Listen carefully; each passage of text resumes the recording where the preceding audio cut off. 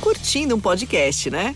Sabe o que você também vai curtir? Saber que o melhor flip de todos os tempos chegou. O novo Samsung Galaxy Z Flip 6, com Flex Cam, que tem zoom automático e faz selfies de 50 megapixels e com bateria estendida para nunca te deixar na mão. Vá a uma loja ou saiba mais em samsung.com.br. Samsung Galaxy Z Flip 6. Galaxy AI chegou. It's beginning to feel a lot like Christmas. And if you're it is, isn't it? I know. And if you're looking for something, the perfect gift for a friend or for yourself, I recommend, maybe you can recommend it because it sounds really self-serving and narcissistic when I recommend it. The wonderful oral history of Star Trek, the 50-year mission. Would that be the 50-year mission? Volume 1 and 2? Volume 1. Now, I want to make an important distinction. Volume 1 available now in paperback. Volume 2 only in hardcover still. Right. So, but you can get the audio version, get the digital version. You can get them all because maybe you want them get all of them. You know, because that would be ideal. I would prefer you get them all if I had my druthers, as they say. And then, of course, also our other books, which are worth checking out. Nobody Does It Better, also available in hardcover and now in paperback. That's about James Bond, isn't it? How'd you guess? It's about James Bond. Because nobody does it better. That's why. It's a great book about James Bond. So as you get ready for the inevitable release of No Time to Die sometime in the next decade. There's no time to release. You want to pick up No Time to Die. Again, also available on digital, audio, and in hardcover and paperback from Tor Forge. And if you want to do a deeper dive, check out So Say We All, our oral history of both Battlestar Galactica series, which is only available in hardcover. And I don't believe there's an audiobook. I just think it's digital. I'm not sure why they didn't do an audiobook. Maybe one we day can do something about that. Maybe we will. Maybe we'll just record our own and we'll show them. So anyway, if you're thinking about the holidays and wondering what to get, please check out my books with Ed Gross, The 50-Year Mission, Volume 1 and 2, So Say We All, an oral history of Battlestar Galactica, and most recently, Nobody Does It Better, a complete oral history of the James Bond films and Spy Mania. Ed Gross will thank you. Hey, Darren, have you been watching us on the Electric Now app? I have. I haven't recently because I watch you pretty much every week when we're doing these things. But yeah, but you know, it's you know what I love about the Electric Now app? It's better on video. Easy to use. It's better really on video. Easy. Download the app and you watch us. That's all there is to it. It's so simple. And a lot of other cool stuff too. You go to the App Store, it says Electric Now, you download it, and then in the United States, press the button, and there it is. There it is. And you can choose, you can bookmark it. There's plenty of other movies and TV show to enjoy and episodes of all your favorite Electric Surge podcasts. So why wait? Download the Electric Now app and start enjoying us anytime.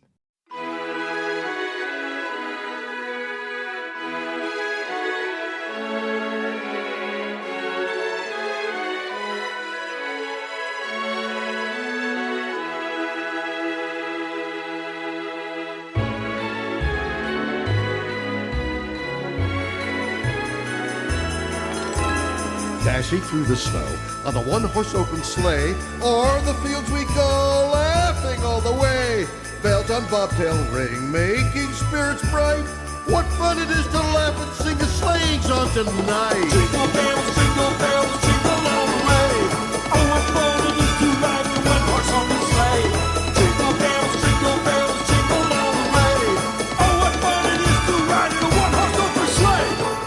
A day or two ago, I thought I'd take a ride, and soon Miss Fanny Bright was seated by my side. The horse was lean and lank, misfortune seemed his lot. We got into a drifted bank, and then we got upset. Jingle bells, jingle all the way. Oh, what fun it is to ride in one horse open sleigh. Jingle bells, jingle all the way. Oh, what fun it is to ride in a one horse open sleigh. Hey, this is Mark A. Altman. And this is Darren Doctorman, and we are the Inglorious Treksperts. And to celebrate our third annual Treksperts Holiday Special, we have the cheeriest people I know to join us. The writer of Thor and X-Men First Class. You know him from his work on Terminator, the Sarah Connor Chronicles, Fringe, and Black Sails. Mr. Ashley Edward Miller. Hello. Ho, ho, ho. Dun, dun, dun, dun, dun, dun. And Ho, ho, ho. making his triumphant return to the Treksperts. Yes. He is a pop culture connoisseur. Oh. He is the proprietor of the Burnetwork. He now has a machine gun. He is Robert Meyer Burnett. Ho, ho, ho. It's great to be back. I love doing this. I can't believe this is the third time we've done this. 3 years running. My God. We keep coming up with things to be excited about. So if you haven't read the description, you may not know what we're doing this year. The first year we did this, we did 51 greatest Star Trek episodes ever. 51 greatest Star Trek episodes ever, somewhat controversial, but mostly beloved. Then we returned with 51 greatest Star Trek moments ever. So what's it going to be this year? Something entirely new. We can't repeat ourselves. We're We doing probably will. We're doing it better, and we're going to infuriate and delight you. We're going to be the givers of pain and delight. That's for sure. It is the 101 greatest science fiction and fantasy television episodes of all time. Oh my, it's full of stars. We are going It's to so remove exciting. all of your brains. All of them. Yes. Every And last one. If we don't, then I you're going to don't want to think- by the end of this. I remove your don't own think I'm brain. I don't think I'm giving anything away to say Spock's brain is not on the list. Not on the list. Not on the list. There are write-ins. Yeah. They're on. There are write-ins. And, I don't know. You may be wondering, what's number one? Where the countdown is a holiday tradition. The countdown. We're doing a countdown. And it goes all the way back to the legendary Casey Kasem on America's Top 40. As every year he count down the best the best songs of the year. First of all, a Your huge feet on the amount ground. of our audience is going, "Who's Casey Kasem?" And Well, a he was the second voice is of going- Robin on Super Friends. and a Duh. second, and a bunch more are going, "What's radio?" So Well, clearly they didn't see Star Trek the motion picture then. that's right, radio. Radio. Well, and I used to love. Remember Nightline? That was the one with David Hasselhoff in the car. I'm Ted my Koppel, God. and this is Nightline. They always did a special at the end of the year where they did a recap of what had happened that year and their predictions for the next year. And I always loved that. But boy, nobody could have predicted this year, could they? No. Oh, No, they could not. So before we start, does anyone want to make predictions for 2021? My prediction is anything? pain. I'll make it easy for you. Will Die Another Day. Will No Time to Die actually come out in 2021? yes. No, but it will be retitled "Release Another Day." No, it's going to go streaming. You think so? I do. I don't know. Sure, it will. I would have said no very vehemently a few weeks ago, but after the Warner Brothers thing, anything is possible. Many such journeys are possible. I don't know. Not after last night, they're not. Let's not get into that. I don't We know want what to that stay means. positive. Mark I don't know hasn't what that watched it means. yet. What haven't I watched? Nothing. Bart LaRue returns to TV, Mark. Yeah. Say you're kidding, right? No, I not- mean, if only. I know you're kidding about the Bart LaRue part. No, No, but I'm not. putting it together. No, I'm He's not. Oh, kidding. my. No, I'm not. Oh my God! I may never watch it then. I may never watch it. That wouldn't be a because bad if I don't decision. watch it, it doesn't exist. That's right. If Well- you don't see it, it can't see you. Clearly not a candidate for our 101 greatest sci-fi episodes of all time. And this is gonna be a wild ride. This is gonna be a wild ride. I gotta tell you. So without any further ado, we're gonna begin our countdown. Casey, tell us what we've won. Well, it's the 101 best sci-fi and fantasy episodes ever made. And here is number 101. Number 101 from the 1979 television series Buck Rogers in the 25th Century. It's The Flight of the War Witch. Wow. I will make you my personal slave. And you will wish you had died. Still trapped in an alien universe, Buck, Tweaky, and Princess Ardala join forces to prevent the cruel witch Serena from enslaving the planet Pendar. We're not mercenaries. You can never return to your own universe. I wish to have the Terrans destroyed, except for Captain Rogers. You're a fool, Rogers. I'm reading this ad cruiser closing on the defense shield. Fire! Now, I think there's a reason that we picked Flight of the War Witch for 101. I'm not giving anything away to say Batman is not represented. So I think the fact that this may be the campiest thing, other than Batman, to ever air on television. It's so campy, there are sleeping bags. Well played, Doctor. What does it even mean? It was the finale of Buck Rogers' first season before the show was completely reinvented for the second season. It is just everything that's great and everything that's awful about that show in one giant package. You have Pamela Hemsley as Princess Ardala, who's betraying the Earth Defense Director. You got Wilma Deering. You got Tim O'Connor as Dr. Hewer, all going to an alternate universe where they meet none other than Julie Newmar as the evil queen of the alternate universe. She's basically Eli Wallach in heels. She's just taken over this peaceful planet of Pendar, and peaceful they need planet the of help. Pendar. That's quite a lot of They need alliteration. Buck Rogers' help. They need a slightly cherubic, out of shape man and his beautiful harem of women to save them from the War Witch, the Gill Man, and of course her number one henchman Spiro, played by Sid Haig, the inimitable Sid Haig. And I had the good fortune to work with Sid once, and I kept calling him Spiro because that's just the kind of guy I am. Sid Haig, who was also in Batman, by the way. Who was also in Batman. Yeah. That's right. But Flight of the War Witch, I don't think anyone's saying that it is a great episode. We're saying we literally saying that right now. What we are saying is it's a wildly enjoyable episode. That's very true. Would you agree, Rob? I would say this too. I love the War Witch's spaceship. Yes. Oh my God.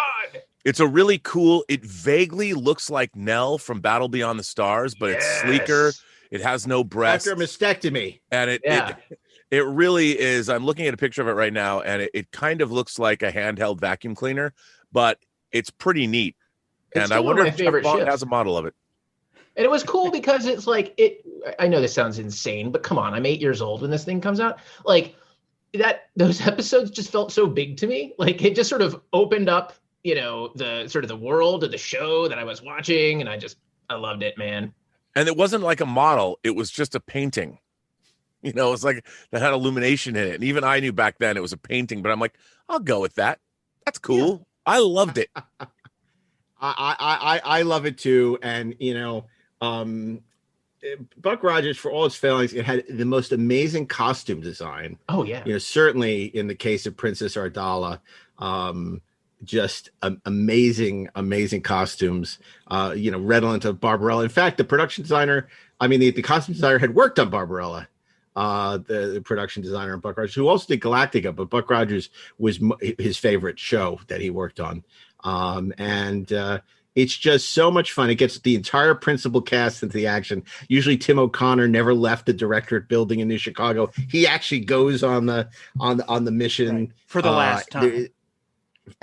For the last time, yes, ride of Tim O'Connor. He's not in season 2, and it's sad because it kind of promised a lot of fun to come. It felt like next season, the show was sort of finding its legs, and that like maybe second season would be really cool. And then of course they completely reinvent the show under new showrunner, and it wasn't Fred Freiberger. It was John Mantley actually who took over from Bruce Lansbury. But if you're interested in Fly the War Witch, Kino Lorber just came out with a stunning multi-disc set of all the Buck Rogers episodes along with the movie, and I highly recommend it if you haven't picked it up already. I'd just like to point out I was wrong. There was actually a miniature built for the War Witch's ship, the Zad battle cruiser. Just want to point that out. Zad battle cruiser.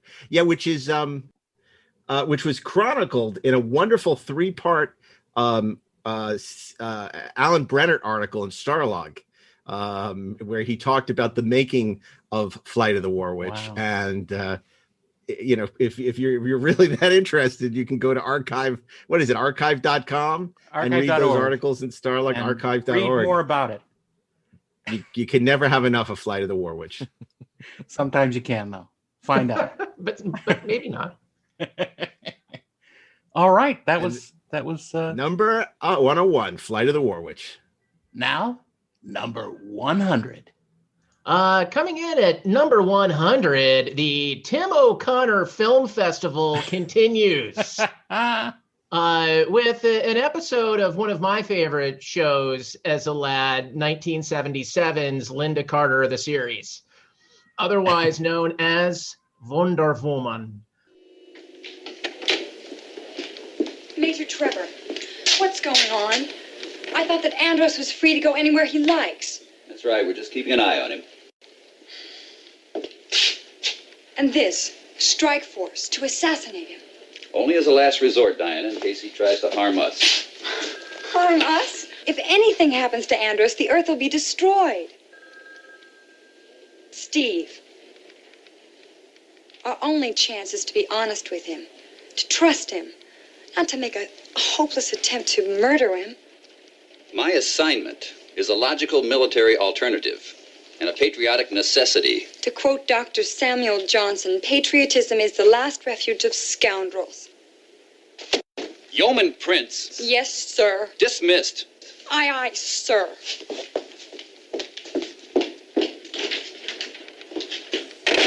Etta, this is confidential. Oh, yes, sir. Absolutely.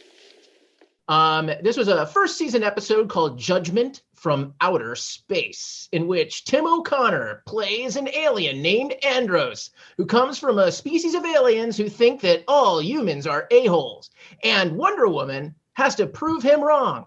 Now, the coolest thing about this episode is not just that Dr. Ewer is in it. Right? The coolest thing about this episode is that at the end of it, he's like, see you in 50 years, girl. And 50 years later, well, not really. It was like the next season of Linda Carter, the series, when it was all set in the 80s and Steve Trevor was still in it and nobody could figure out how or why. As is going to happen on There's Christmas a Day. sequel to the episode. The promise is delivered. You know what? You want continuity in your storytelling, right? You want big, epic sweep. Suck it, Netflix. Suck it, streaming. Like, that's how you do it. It's Andrew saying, I'm going to be here in 50 years. The audience doesn't even know. The audience doesn't even know what's coming to hit them. Linda Carter, the series, one of my favorites, and I can't recommend this episode highly enough. So Tim O'Connor is basically Michael Rennie in this. Sure. Which isn't bad. In fact, it's fine. Not bad at all. He's TV's Michael Rennie. Yeah, Although Michael Rennie was TV's Michael Rennie. My God, this is turning into the Tim O'Connor Film Festival. Exactly. Anything else on Judgment from Space? On the new Wonder original Woman. Wonder Woman's a fun show. It is. I'm a little surprised that it showed up in our countdown, but it just how goes could to it show. not? It's a strong IP from a long time ago, from the World War II years, and it's back and bigger than ever this year.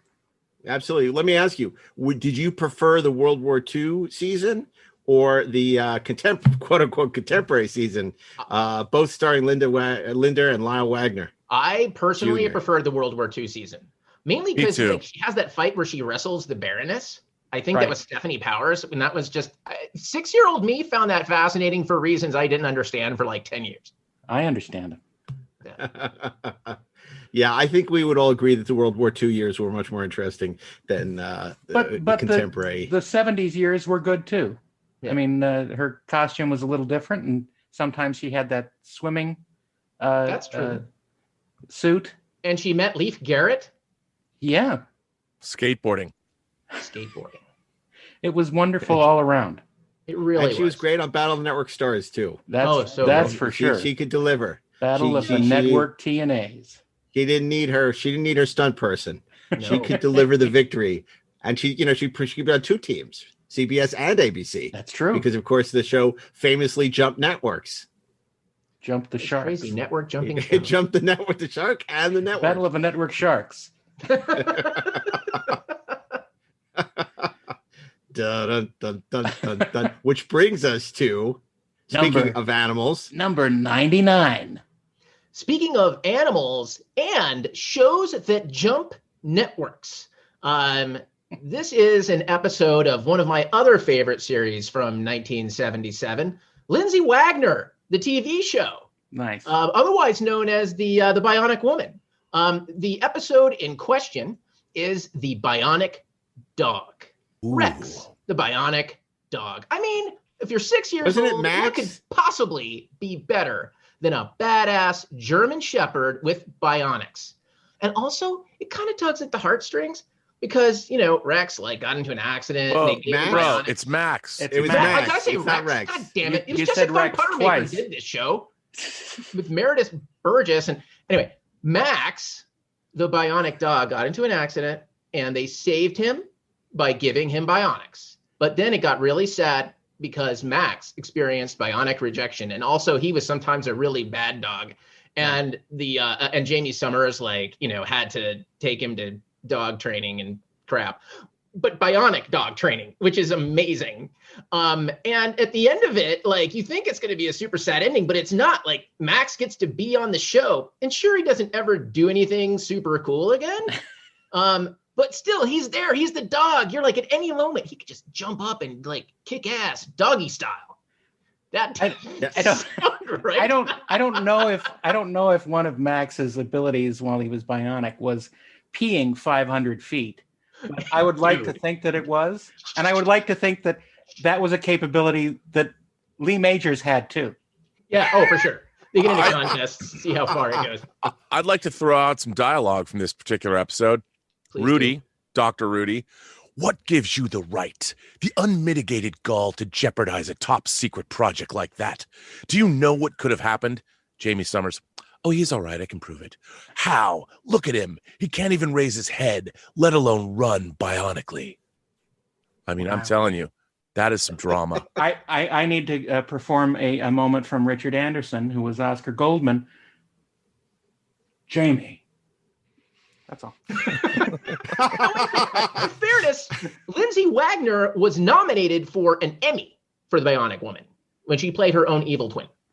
Yeah, and it's actually really interesting because, of course, the Bionic Woman was a planted backdoor pilot in $6 Million Man.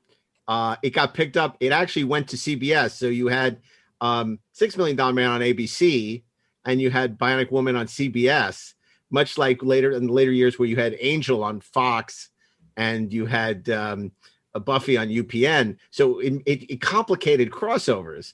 So. But Richard Anderson was on both series. On both. He was and then checks a week. Max, as the Bionic Dog, was actually a backdoor pilot for a series that CBS had hoped to do about the Bionic Dog, which I would have. The ratings weren't high enough for them to do it. So, by the way, the story for this episode is co-credited to Harv Bennett. I don't know what else he did after that, but well, Harv Bennett was the executive producer. Of the show, and so he would want to get a credit on that writing if it was going to be a pilot. That's our job, right, Mark? We credit get money on every episode of the thing produced. Yeah. But he went on and did a couple of nothing things like Woman Called Golda and a couple other things, including Star Trek 2, and 3 and 4 and 5 and Time Tracks. That's right. We found out apparently there are a bunch of Time Tracks fans in the audience. That's number one. I hardly believe it. What? Time Tracks? It's number one on this list. Well, we'll see. Time Track, yeah. We'll see, right? We'll find out. I'm sure people suspect what number one is going to be. They might be surprised. They might not. We don't know. We'll find out. Which brings us to our next episode. Which brings us to number 98. All right. For all of those in our audience who are complaining that we're turning into the Inglorious 1999ers, This is an episode from the first season of Space 1999 called Mission of the Darians. Now, this episode not only features Joan Collins, but also Aubrey Wood, who was Mr. Deltoid from A Clockwork Orange, which is always fun to watch on those shows, to find actors that you're familiar with but don't really remember from where. But Mission of the Darians is also one of those episodes that was on that record album from Power Records. And it was one of those episodes that they had condensed into 15-minute recordings. And it's amazing how well that the Power Records condensed the episode and had every feature of it. And it kind of showed prefer that version. I do too, actually. Because look, the pacing of 1999 is extremely measured. Glacial? Even though I wouldn't say glacial, but there's a lot of shots of people walking down corridors. It's an Aaron Sorkin show. And yeah, but they're not talking. That's without the steady cam. It's no steady cam. Pure cinema. And there's no talking. But look, the great thing about this episode is that it's really creepy. And we're going into this, what we think is a mostly abandoned, basically ship or city in space. And great miniature, by the way. It's a great miniature. It looks huge. It's this giant city ship. And they go in and they discover this basically race of proto-humans or wild humans that kidnap them, and they find that they have a strange religion where they are trying to cull out the mutants from all of them. And unfortunately, one of the Alphans has a missing finger, and they call him out as being mutant, and they disintegrate him in a horrific disintegration plastic chamber. Poor Jimmy Doohan. It's not Jimmy Doohan, but it sure would have. And then we discover it's the old tale of the haves and have-nots. The haves, the race of pretty people who are on the upper levels of the Darien city, are led by their queen Joan Collins and this other guy in a white beard. And Santa Claus? Kinda. And they are the guardians of the future of Daria, and they have what they call the gene bank, it looks a lot like one of those Freezy Pop things that you used to put in the refrigerator and have ice lollies from. Anyway, I'm missing the point. The point is that it was the gene coding from all of their race that they are going to take to their final destination, whatever that may be, and they've been Yonata. They're going to Yonata. Could very well be Yonata. But it's a fascinating story, and I don't think the Alphans help them out very much. I think the Alphans pretty much screw up everything when they go through. It's completely unlike Star Trek in that way. So they just go away and say, "Good luck, everybody. We've screwed up your life." But it's a fun episode and lots of creepiness in it, which I like. Great. That's number 98, Space 1999, making its first appearance on the countdown. Will it be the last? We'll find out. We don't know. But now, to number 97. Coming in at number 97 is the finale of one of my very favorite shows of all time. Johnny Sacco and his flying robot, the episode, The Last of Emperor Guillotine. You idiots. You fell right into my trap. Giant Robot has used up all his nuclear energy fighting my monsters. Oh, Robert has no strength. Well, then we'll do it. We can still win. Attack! Aye! You want to shoot me? My body is a mass of atomic energy. If a bullet hits me, my body will explode, and the entire Earth goes with it. Don't be ridiculous. You don't believe me? Then I'll prove it.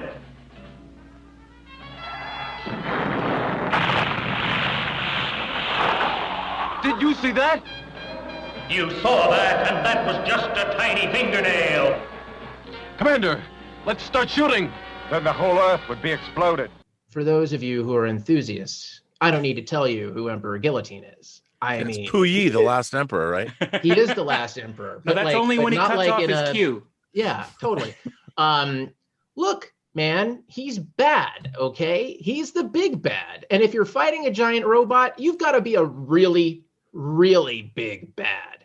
And in the finale, Emperor Guillotine shows us just how big and just how bad he can be. Now, look, I know my tone is suggesting like, okay, it's silly, it's a trifle, but the truth of the matter is that like this finale is one of like, when I was a kid, it was like one of the saddest things that I ever watched because the ending of it is just awesome. The way that Guillotine's powers work is he's got these nuclear powers, and the harder you hit him, the more powerful he becomes, and he threatens to go critical, right? So there's no way for like Giant Robo to beat him. So like Giant Corbomite. Robo's solution is to fly him into the sun. And it's just, it just kills you, right? It's just so emotional. It's sad. It's like, I don't know. I love that episode. I love that show. I wanted to be Johnny Sacco. I wanted a giant Robo. Ashley, you are Johnny Sacco. Let me just I tell am you. Johnny Sacco. And I am Giant Sacco Robo. to him.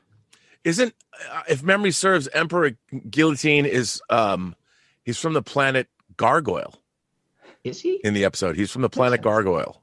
Yeah, I buy that. I mean, there was a lot of great episodes of that show. There was like the one where like where Johnny like became friends with a kid who just happened to be an agent of the evil organization they were fighting, and his robot got into a fight with his buddy's robot. It was kind of like Cobra Kai, except totally different.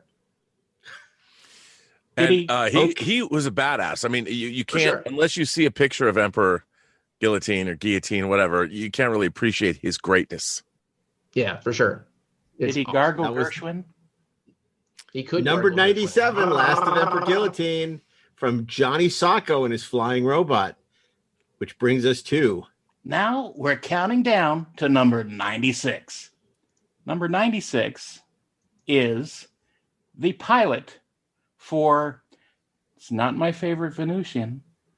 It's not my favorite Uranian. My favorite anus. My favorite Starfleet Academy groundskeeper. It's my favorite Martian.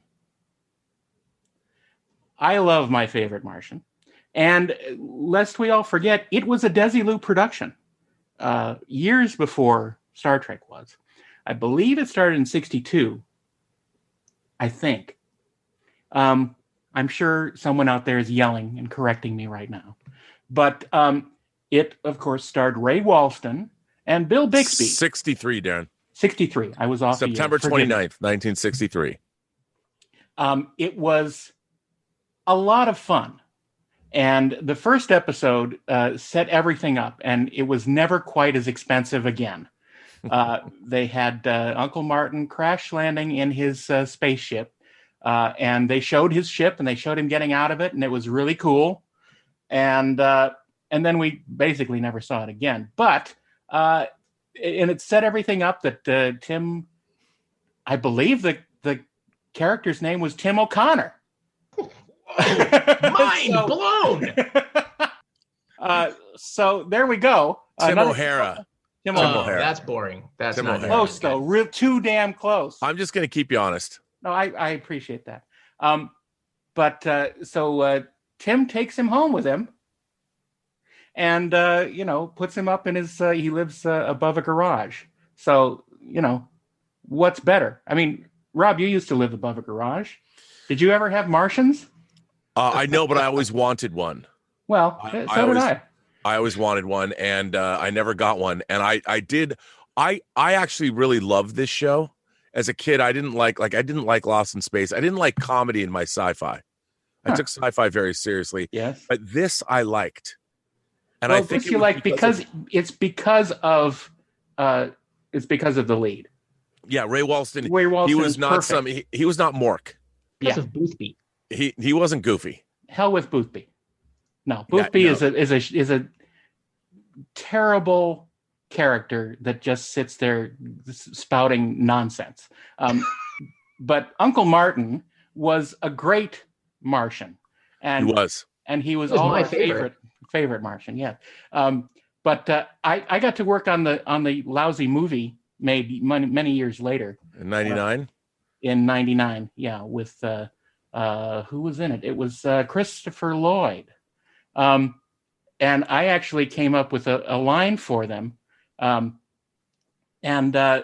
it was that Uncle Martin would be doing something, and Tim would say something, and Martin would look and say, "Tim, you're my favorite human," and then Tim would say, "And you're my favorite Martian." Ba-dum-bum, we have a title. But both Daryl Hannah and Elizabeth Hurley were in that movie, Darren. That's correct. There was a lot of lovely pulchritudinous yes, there was in that movie, and lots of fun. And I designed the spaceship, and it was never seen again. So that's how that goes. Interesting. So far, very eclectic choices here on the big holiday special. I wonder, and we've yet to see Star Trek make an appearance on our Star Trek show. You are going to have Star Trek on your Star Trek show, aren't you? Maybe. It'll be interesting to see if it shows up. As we continue the countdown, we're going to go to number 95. Number 95 is not Star Trek. No. It's The Trap from Planet of the Apes. You kill me, you kill yourself. You hear me? You kill me, and you're dead. We're trapped, Urko. You and me, together, just the two of us, you understand? We're trapped.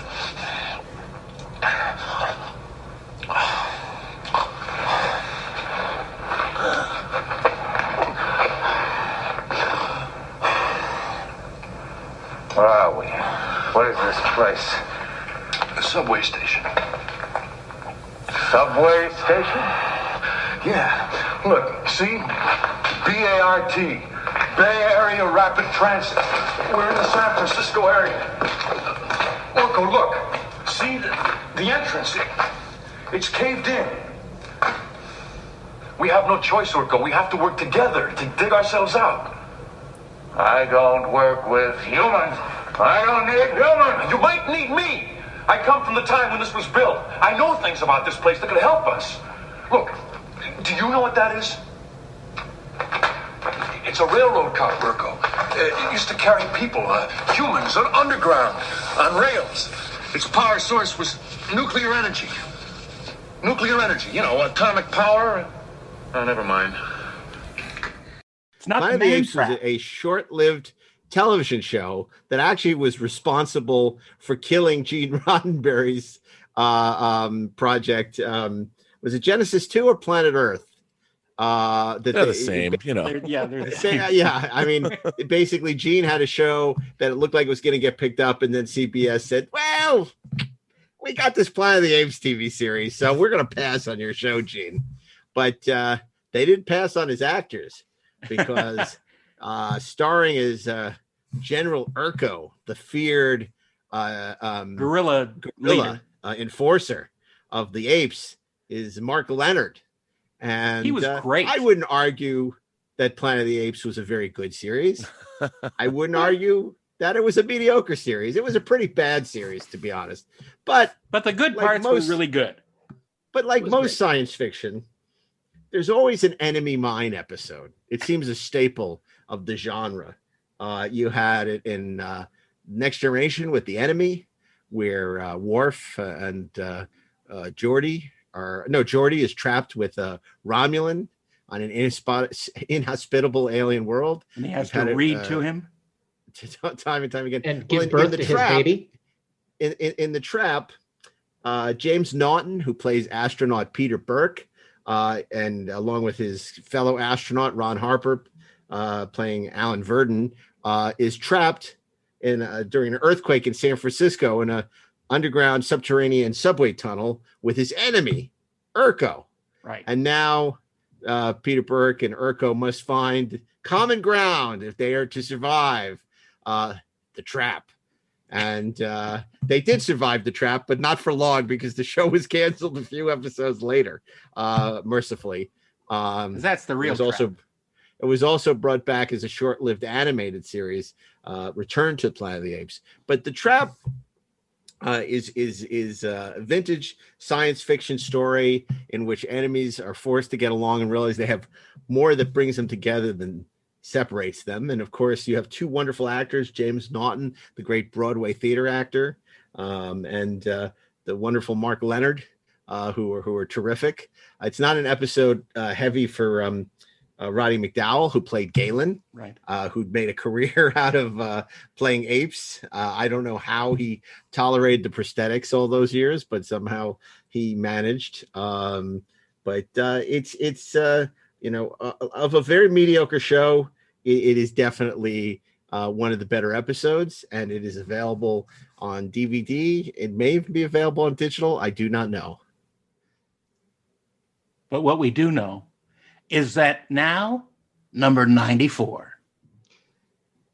Number 94. Now, some of you might be thinking, so far, Ashley, every show that you've talked about seems to be brought to us by 6-year-old Ashley.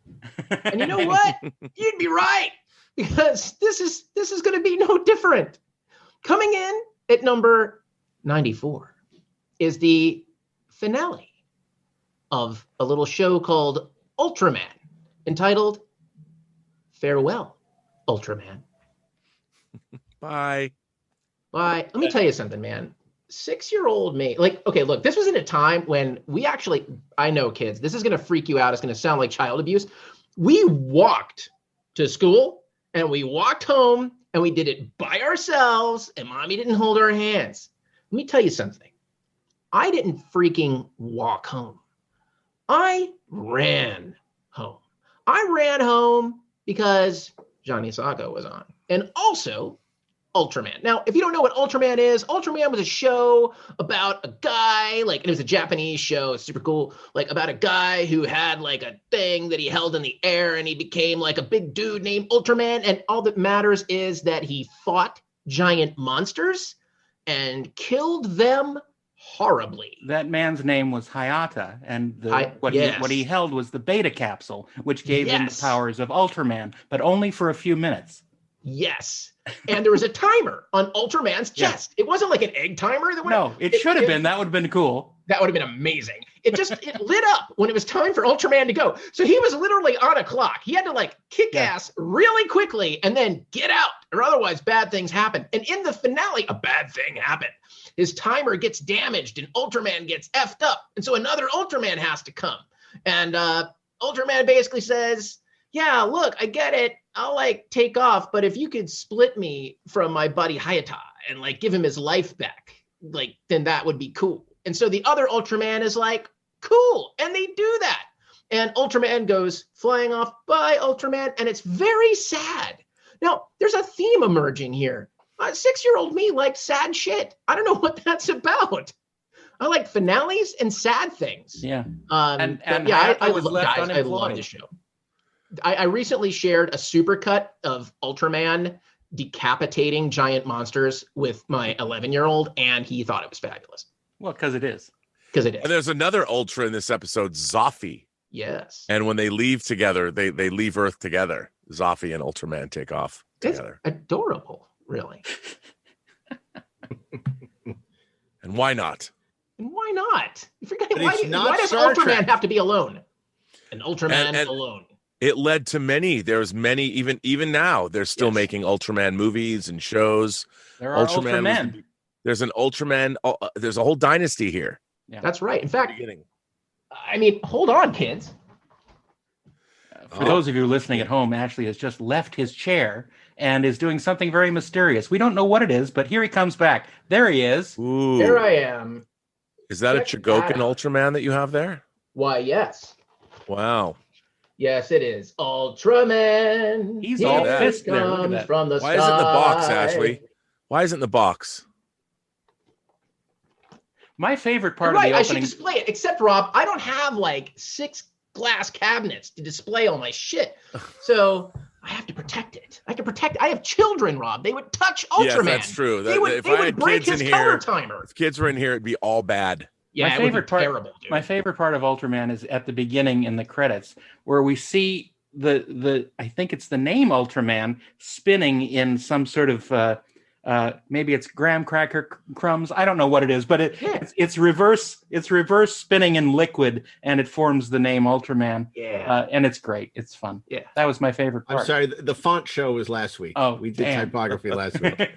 So. That was a good show, by the way. Thanks, Rob. Yeah, it was really good. It was we were. It had the virtue of never having been tried. Yeah, right. Exactly. Still waiting for Star Trek to make its long-awaited appearance on our list. Will it even appear? We don't know. It might, but right now we have number 93. Number 93, making its debut on the countdown, The Greatest American Hero. The episode, Operation Spoil Sport.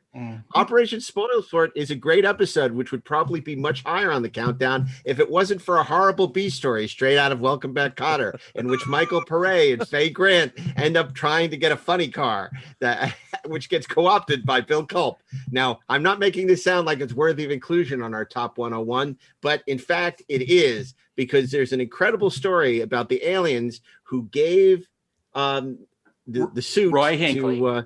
To Roy Hinckley, and of course that was he became Hanson for a while after Reagan was the attempted assassination, then went back to Hinckley, so it gets confusing. But what's not confusing is the fact that there is a computer that is built like a neutron bomb that's designed to unleash nuclear weapons on Russia in the event we lose a war, but an evil general has programmed it to attempt a first strike on Russia. That evil general is none other than John Anderson of our favorite Trek episode, The Survivors, and the Twilight Zone.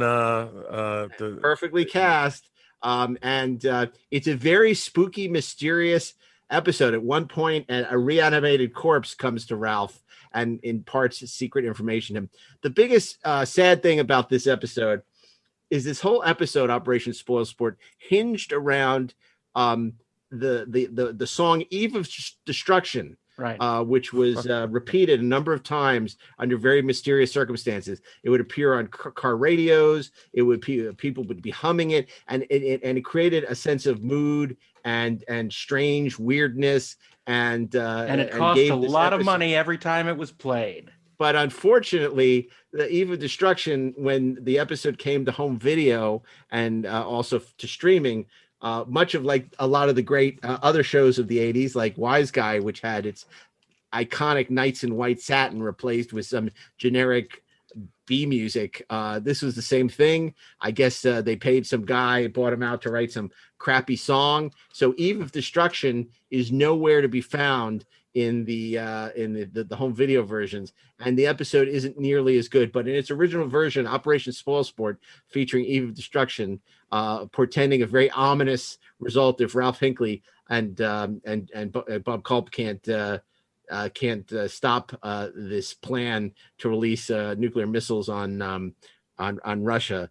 Is a wonderful episode. It's certainly one of the great episodes of Greatest American Hero. It's very moody and clever. It's well written, has great guest performances, and it's our choice for episode 93 on our list. Now, in your description, though, you came across an interesting idea.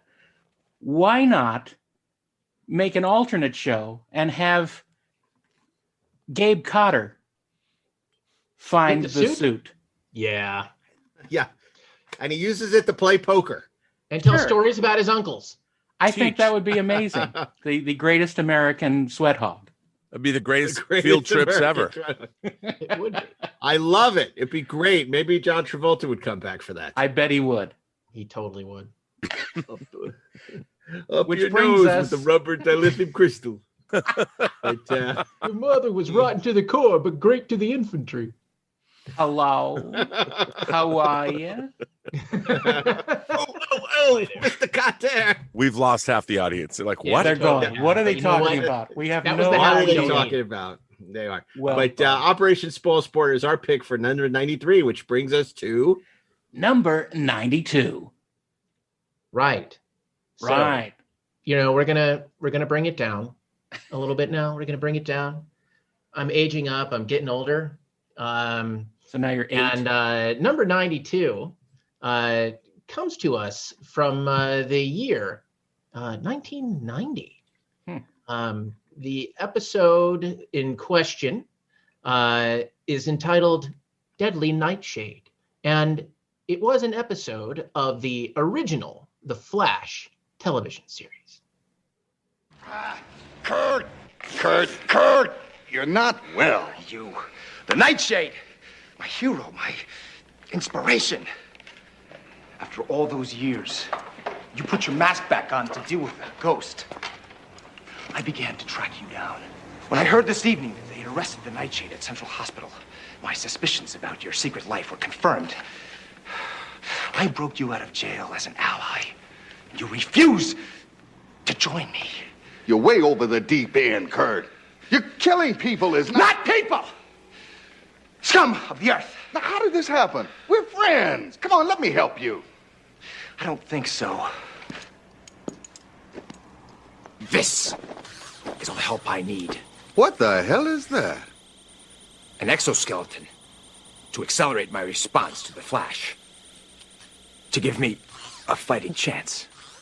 First things first, I loved The Flash on TV.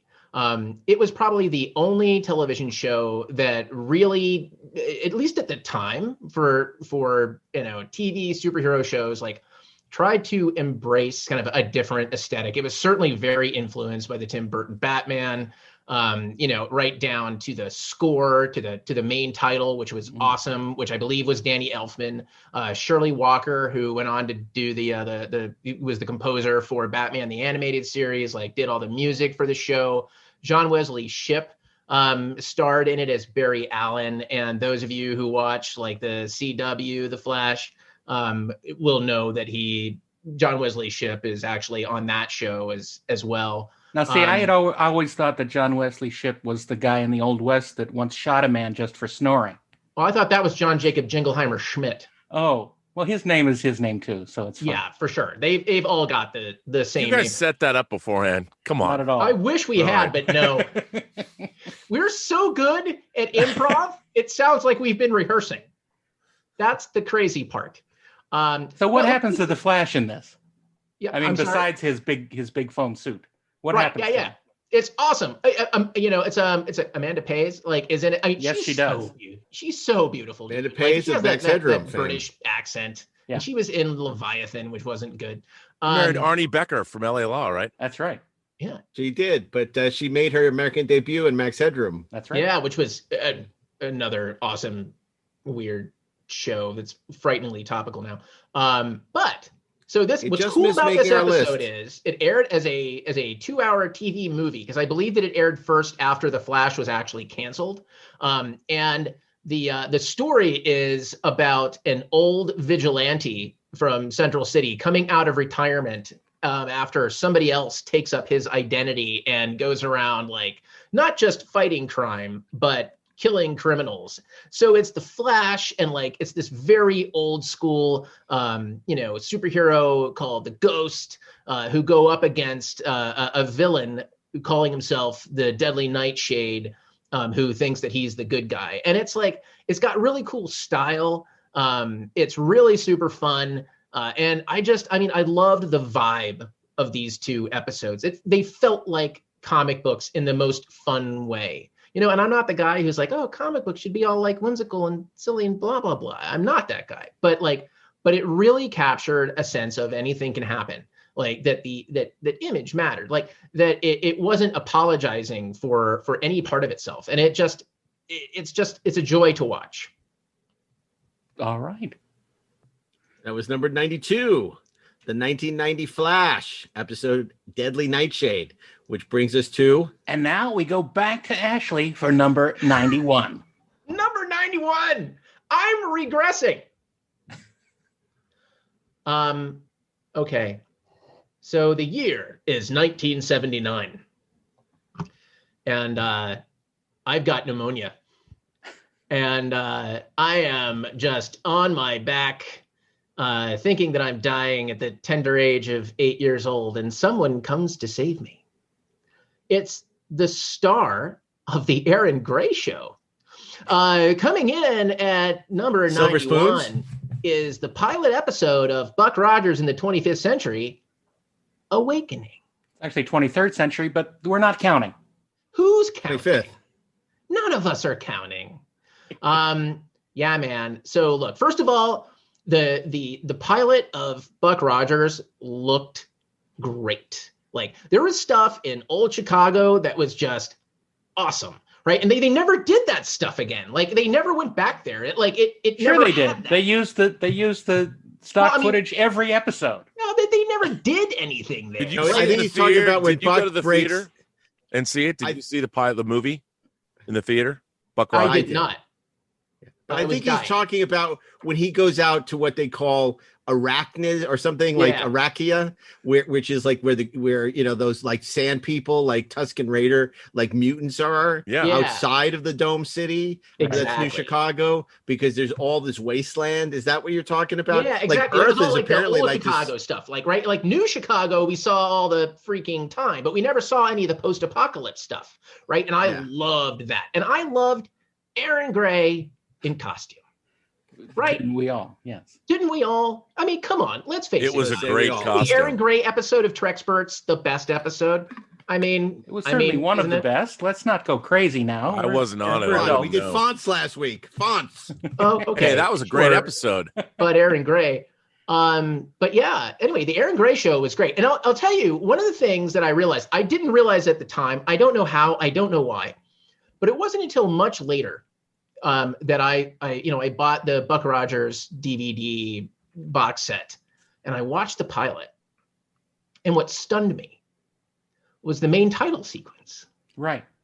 Right? Which is not in the TV episode. Does not count. It's not, but it's amazing. Buck Rogers has got like a great theme song. If you're Kip Lennon. into That's great- the theatrical version. That's Yeah. the movie. We're not talking about the movie. This is the Yeah. TV list. Yeah. Far Well, it's still great. beyond the This world. world we know. Far beyond my time. Da, da, da, Who am I? da, da, da. Who What am am I? What will What I am be? I? What will I be? Yes. Will I- Where am I going? What will I see? What will I Where see? am I going? What will I see? Searching my mind for some truths to reveal. But that was replaced by William Conrad. The year is 1987. The and year is NASA 1987. launches the last of its deep space probes. Captain William Na, Buck na, Rogers. na. Stu Phillips. Oh my God. Yeah, Dude, dude. just have a Stu recitation Phillips. of the entire episode. I could beat And by now a staged reading right. of Awakening. We It'd be could probably kind get of a lot awesome. of the actors to come back and do it. Yeah, we probably could. I mean, come on. Huh? Where am Well, I? you know, it was Michael and Sarah, came in the second episode. Killer Kane was originally played by oh my God, Henry I'm Silva. getting old. Henry Silva. Silva, Thank yes. you, Rob. Yep. Yeah. And now the cameo by Joseph Wiseman as King Draco, Right. Emperor Draco, Mhm. was only in the movie version. Right. It was not in the TV version. Because he called Buck a stupid policeman. No, that was something else. Oh my God. So why is Awakening on our list, Ashley? Because I don't think that you can talk about kind of the history of television science fiction without really talking about Gil Gerard. I mean, look, man, like that show, I think popularized science fiction on TV, like kind of put it into the, I'm not talking about how like Star Trek did it. I'm talking about like a-holes like me, like really popularized science fiction for like, for people at large. It was like a big deal. Like when it came out, it was just huge. Buck Rogers really paved the way for Guardians of the Galaxy. That's true. He is so Peter Quill. And And, you also have this thing of Farscape, somebody from the past who's now in the future, which is sort of a wonderfully delicious concept because they're saying, because there's this sort of sad melancholy element that's covered by like all the jokes about, hey, where are the record players? You don't have 8-track. Oh, play something funky. But meanwhile, he's sort of melancholy because everyone he knows has died, which is, again, something that an Awakening has where he goes to visit the grave of his parents, which they never dealt with that kind of stuff again until like A Dream of Jennifer, where he sort of, sees this old girlfriend of his that he can't believe is still alive, played by Anne Lockhart. But Awakening, and then Awakening, they jettisoned all this stuff from the movie version because the last 5 minutes they have the stuff they added to make it a pilot where basically they say, Buck, in the future, no one knows who you are. You have no identity. Everyone is barcoded and coded and everyone has an identity, but nobody knows who you are. Asset to security. You could be the perfect spy for the Earth Defense Directorate. They never did that. They set the whole thing up, but never followed through on it. By the way, I got to say, though, the Earth Defense Directorate and the Thunder Fighters, all of that stuff was awesome. Starfighters. Yeah, but they were called like Thunder Fighters. I mean, they were going to be used in Battlestar Galactica, and they repurposed them. They were going to be the Vipers. They were going to be the Vipers. Well, and what people don't realize is that they were one of the first designs for the snow speeders in The Empire Strikes Back. Really? Yeah. That's amazing. So there you go. Everything's connected. All the magical connections in sci-fi come to life here on the Inglorious Treksperts. Yeah, they are. Right, they are officially called Thunder Fighters. Thunder Fighters. The models or whatever. We've yet to talk about Star Trek, but that'll come. I assume. Who watches that show? Who watches The Watchers? Yeah, we'll see. We'll see. But yeah, it's interesting because Buck Rogers has a very not a great reputation. It's considered high camp. It's considered silly, and yet it's now been on our countdown twice already. Yeah, it'll be interesting to see if. It brings us joy. I wonder why. Like, what else do you want from your television? What else do you want from anything in 2020? Aaron Gray. I was thinking Pamela Helmsley. Yeah, she was a Penthouse pet. Yes, good for her. And she ended up marrying E. Duke Vincent, who was Cannell's like line producer guy. He did Matt Houston, which she later was on, and they married. And Pamela Helmsley sort of gave up her acting career. Which is a shame because she was terrific. Yeah, she was very arch and obviously, just absolutely stunning. Yeah, great foil for Buck Rogers. Which brings us to number 90. Number 90 from the TV series Altered Carbon. It's out of the past. Altered Carbon was based on a popular series of books. It only lasted 2 seasons on Netflix. The first season is really the only one worth watching with Joel Kinnaman. I was not a fan of Joel Kinnaman's in the RoboCop reboot, and I had never seen him in his AMC series, which apparently he was quite good in. But he plays the sleeve, as they are, of Takashi Kodo or Takashi somebody in Altered Carbon, who is now trying to find out who murdered him, and it is a very noir tinged series. In fact, it's such a noir tinged series that every episode is named after a classic film noir.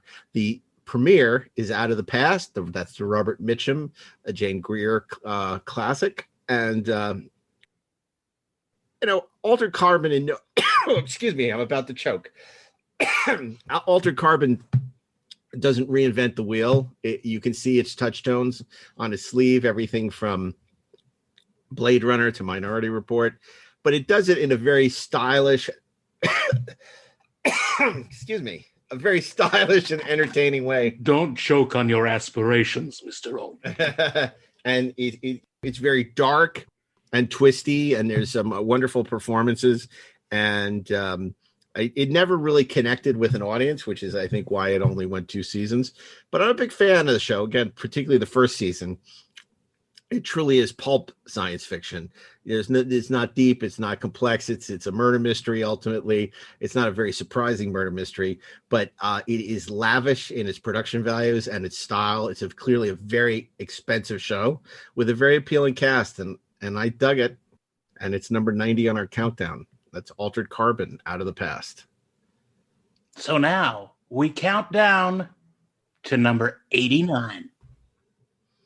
Number 89. You know, another pattern that I'm establishing is my love for finales that tend to be pretty final. Number 89 turned out to be the series finale and the first season finale of one of my very favorite shows. Now and Again, the episode entitled "The Eggman Cometh." Cuckoo, choo, choo. Now and Again was a terrific show. Glenn Gordon Caron, who created Moonlighting, created this show. Renee Echevarria, who was one of the big guys on Deep Space Nine and on Star Trek: The Next Generation, was like number 2 on the show. It was just extraordinarily well written. And just incredibly, it was just so human. It starred Eric Close as a man who is given a second chance at life in a perfect body. But the price is that he can never see or talk to his family again because it's a matter of national security. His handler is played by Dennis Haysbert. Pre-24, who is also terrific. He sings, he dances. I'm not kidding. It's awesome. And the show just had a lot of heart because even though it was very much, what's the mission of the week as the engine of the show, what was really on the show's mind and in its heart was the relationship between Eric Close and his wife, played by the very lovely and talented Margaret Collin. And they have so many near misses together. It's aching. He develops this incredibly complicated relationship with Dennis Haysbert, who has basically said, if you screw up, I'll have to kill you. Even though you can tell they have this incredible bond. And in the finale, Michael, Eric Close's character, basically commits the cardinal sin. To save his wife.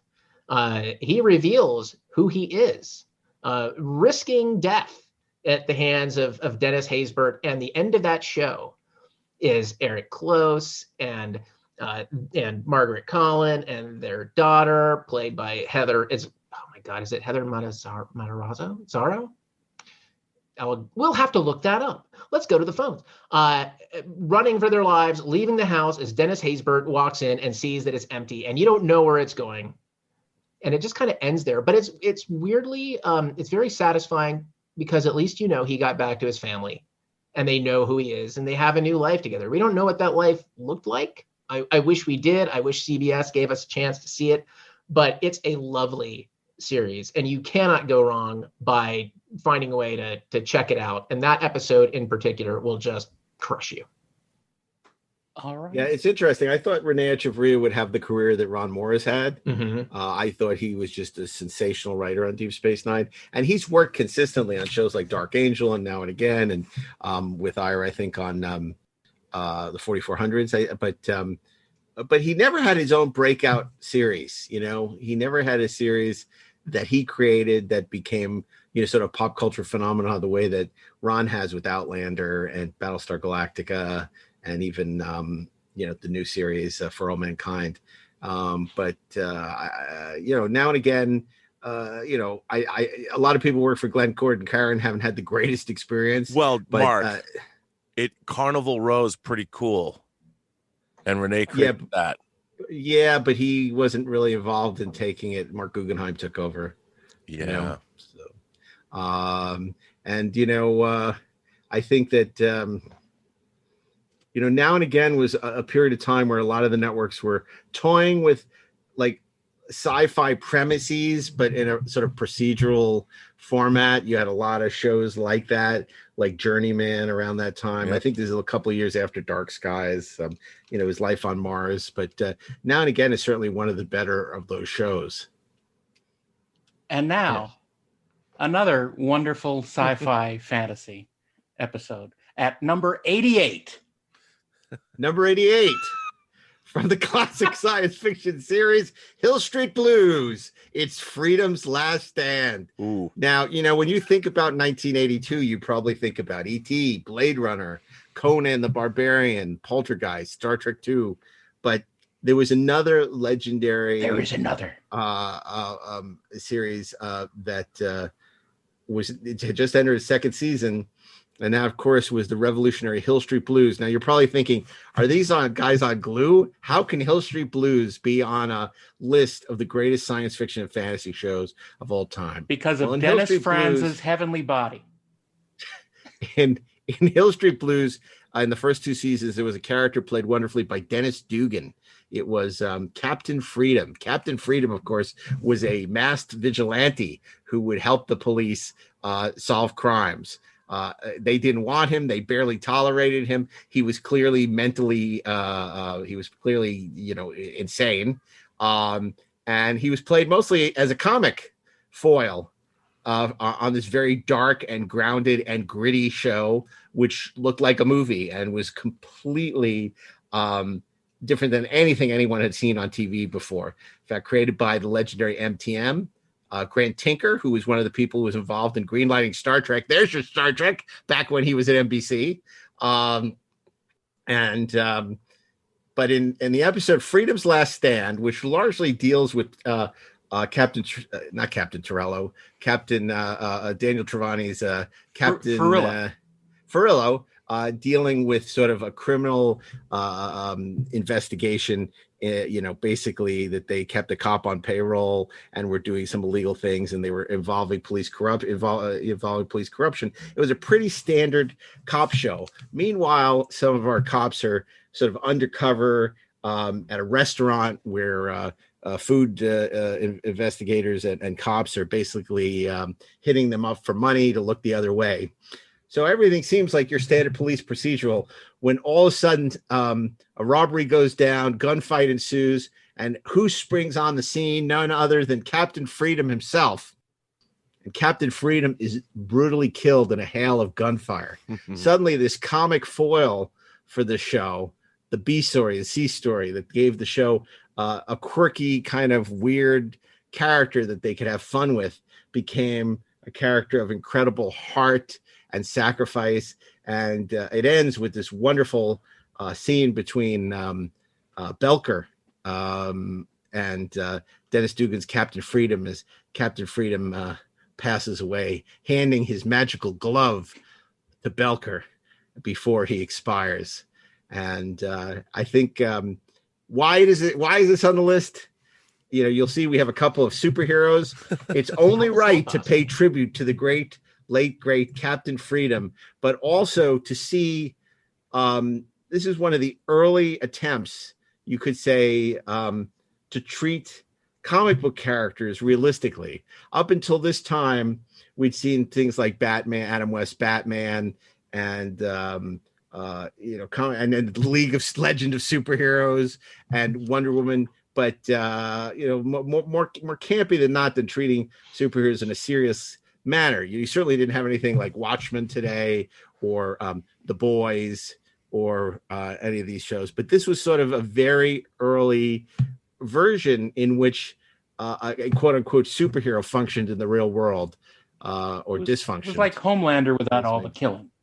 He was Homelander without the powers. But for those of us who watched it in its original airing in 1982, it was a very potent and powerful moment in a series that is among one of the great TV series of all time. And that's why Freedom's Last Stand is number 88 on our list of the 101 greatest sci-fi shows of all time. We now continue our countdown to 87. All right. This is one that is one for the books, because it is Saga of a Star World. the pilot of Battlestar Galactica, Mark 1. You know, all I got to say is fleeing from the Cylon tyranny, the last Battlestar Galactica leads a ragtag fugitive fleet on a lonely quest for a shining planet known as Mars. No, Earth. Yes, Earth. And do they ever make it? We don't know. I mean, we really don't know, because that sequel show never existed. So we'll just leave it right there. But look. So you're giving the game away. Galactica 1980, yes. Not on our countdown. I don't even know what you're talking about. Not even Return of Starbuck. No. Look, the original Battlestar Galactica is a wonderful show, if only because it was sort of the first big sci-fi epic TV shows. You know, this was a film quality show every week for not as many weeks as we would have liked, but it was very expensive. And they, you know, they couldn't keep it up for long enough. I've tried. But look, it's a lot of fun. I love the reboot too. I love them both. I think that there is room in the world for both of them. But the simplicity, the clearly good versus evil stories that the original Galactica had, and you know, the scariness of going down deep into the Cylon mines and discovering horrible things down there is all the more reason to put this on our list. And damn, I love Cylons. They're really cool. Darren, I also have to say that this particular episode of science fiction television has perhaps, in my mind, one of the greatest moments of optimism ever in any science fiction. And that is, even after the destruction of the colonies and billions of humanity are dead, Starbuck goes to an Ovion casino and says, oh, I see these great girls singing, it's love, love, love, love. And he says, we got to hire them and put them on the circuit. He doesn't even think about that there's nobody who's alive to watch them perform, right, except where they are. But he still says, we can make some money with these girls. What you're saying is that even in Battlestar Galactica, humans are stupid enough to just think of their own needs and ignore everything that's going on around them. No, it's about the unquashable entrepreneurial spirit that the human male, when he sees a great nightclub act, can feel like he can change his life. So it's sort of Mrs. Maisel meets Road Warrior. Dude, I would watch the shit out of that show. Are you kidding? Let's pitch it now. I have to say, I love what Darren said. I think it's true. There's a reason that they were able to release this pilot theatrically. Yes. Because it was worthy of a theatrical. It held up to scrutiny in movie theaters. In Sense-Around, no less. In Sense-Around, last movie released in Sense-Around. It might be one of the highest rated science fiction shows ever on television in retrospect. It is, again, using, you know, it's all, Mark Hamill famously called it Battlestar Copycatia to me. But I think it's so much more than a Star Wars ripoff. Star Wars allowed it to be made, but it didn't infuse its DNA. And lest we forget, Galactica was in development for years before Star Wars was. Look, and a lot of the same people worked on it. Mm-hmm. So you have John Dykstra doing the effects. You have Ralph McQuarrie designing the ships. So obviously there are elements that feel redolent of Star Wars, but the story is very, very different. And in some ways, it's better. In some ways. And it is just but look, there's some goofy dialogue. There's a lot that's silly about it. But you said it yourself. You pick your battles, and there's a lot about it that is wonderful. And you know, it's the story of a family. Once you cut through the Felger carb, it's really good. Yeah, there you go. I couldn't have said it better myself. And great performances. Terry Carter as Colonel Ty. The late Richard Hatch is quite good as Apollo. Yeah. Dirk Benedict is wonderful as Starbuck. And then you have Marion Jensen, who. Maybe not a great performance, but you know, but she's good. And Lorette Spang, who before Firefly played a socialator, right? Yeah, and a lady of the evening who later became a nurse when they downplayed that aspect of her character. But isn't it always the evening in space? Indeed it is, Ashley. Indeed it is. And a great score by Stu Phillips. Great I mean, score. in the wake of John Williams, how do you do something that can compete with that? Well, look, I'm not saying it's John Williams' score to Star Wars, but it is a really powerful space opera score.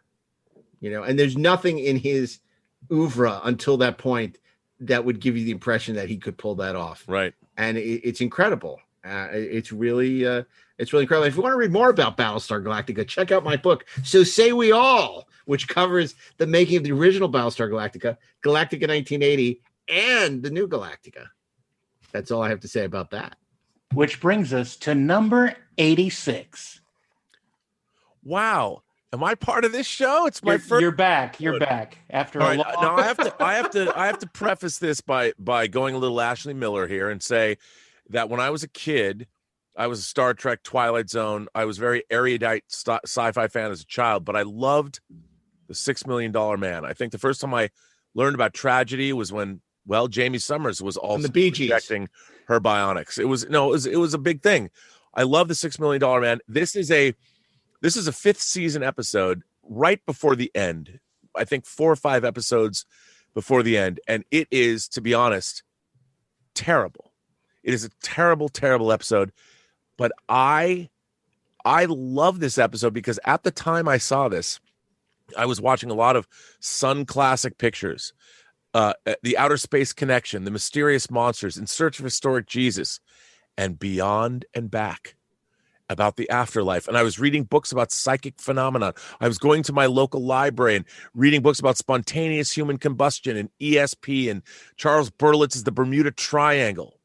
And in this particular episode, Steve, who's driving, I think, on 100-foot stretch of Mulholland, gets into an accident where his car crashes and he sees what he thinks is a projection of himself, a ghostly image of Steve Austin.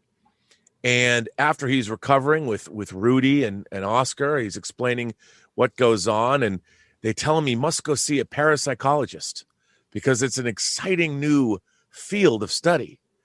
And so he meets this, beautiful parapsychologist, as you would think. And she finds out, she realizes that when he had his crash that turned him into the Bionic Man, he was actually dead for like 57 seconds or something. I don't remember the exact number. And perhaps what he's seeing is his spiritual self, because he has actually come back from the afterlife. And I, of course, was fascinated by this. And I thought, my God, my sci-fi hero in Steve Austin, growing up, I think I was 11 by this point, but I've been watching him since I was 6. And to know that he was he had a spiritual experience was fascinating. So he's crossing over. He could be a ghost. I didn't know. And then, of course, you find out it's all a Scooby-Doo ruse. And it's 2 criminals, 2 bad guys that are playing him. And they're using projectors that are buried in the ground. And it turns out all of this, Steve, he was like Fox Mulder for a while. He wanted to believe, like I wanted to believe. And I was captivated by this until the end, when my belief, perhaps for the very first time, but certainly not the last time, my belief was shattered. I had reality come crashing in on me by the end of this episode, an hour later. Much like Steve Austin's legs were shattered in that horrible lost crash. Some of my innocence, but for whatever reason, it was this episode, the first episode, the Andromeda Strain episode, where he throws the thing in the SWAT truck and blows it up, and the Bigfoot episode. These are the 3 episodes I remember the most, but this one profoundly affected me. See, I thought you were with the way you introduced that, you were gonna say the Brady Bunch episode where they see the UFO out the window. Yeah, but And Rob, here's what I don't get about. I think you're giving this episode short shrift. I think you're giving Dead Ringer short shrift, because what you're forgetting is Jeremy Irons' amazing performance as a gynecologist who invents specialized gynecological equipment for women with working on mutant women. Yes. Yeah. Is that a different thing? That's a different thing. Did Jeremy Irons fight the $6 Million Man? That would have been cool. I would love to have seen Dr. Elliot or Beverly Mantle in a $6 Million Man episode. Can you imagine if they had bionic devices to work on mutant women? There's a show. Crazy.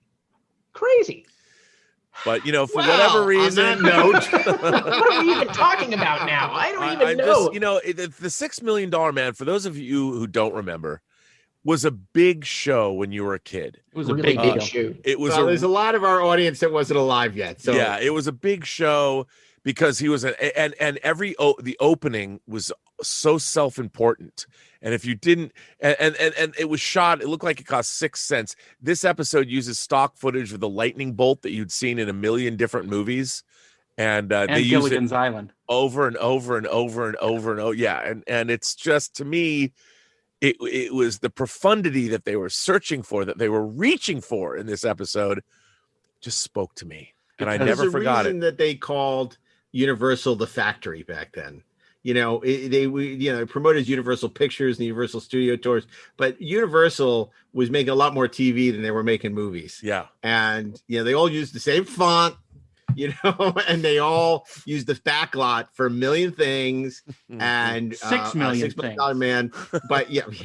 And certainly $6 Million Man, by the time it gets to those last couple of seasons, it's running on fumes budgetarily and everything else. It looks like this episode looks like it costs about 6 cents instead of $6 million. So it's not the 6 cents, it's the 6 cents. Yes, the 6 cents. He was dead the whole time. Okay.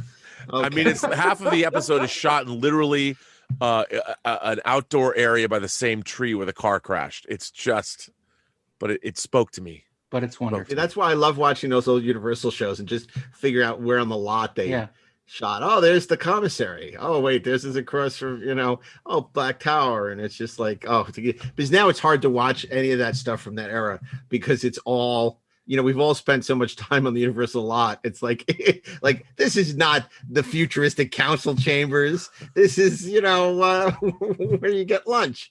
Okay. So that brings us to number 85.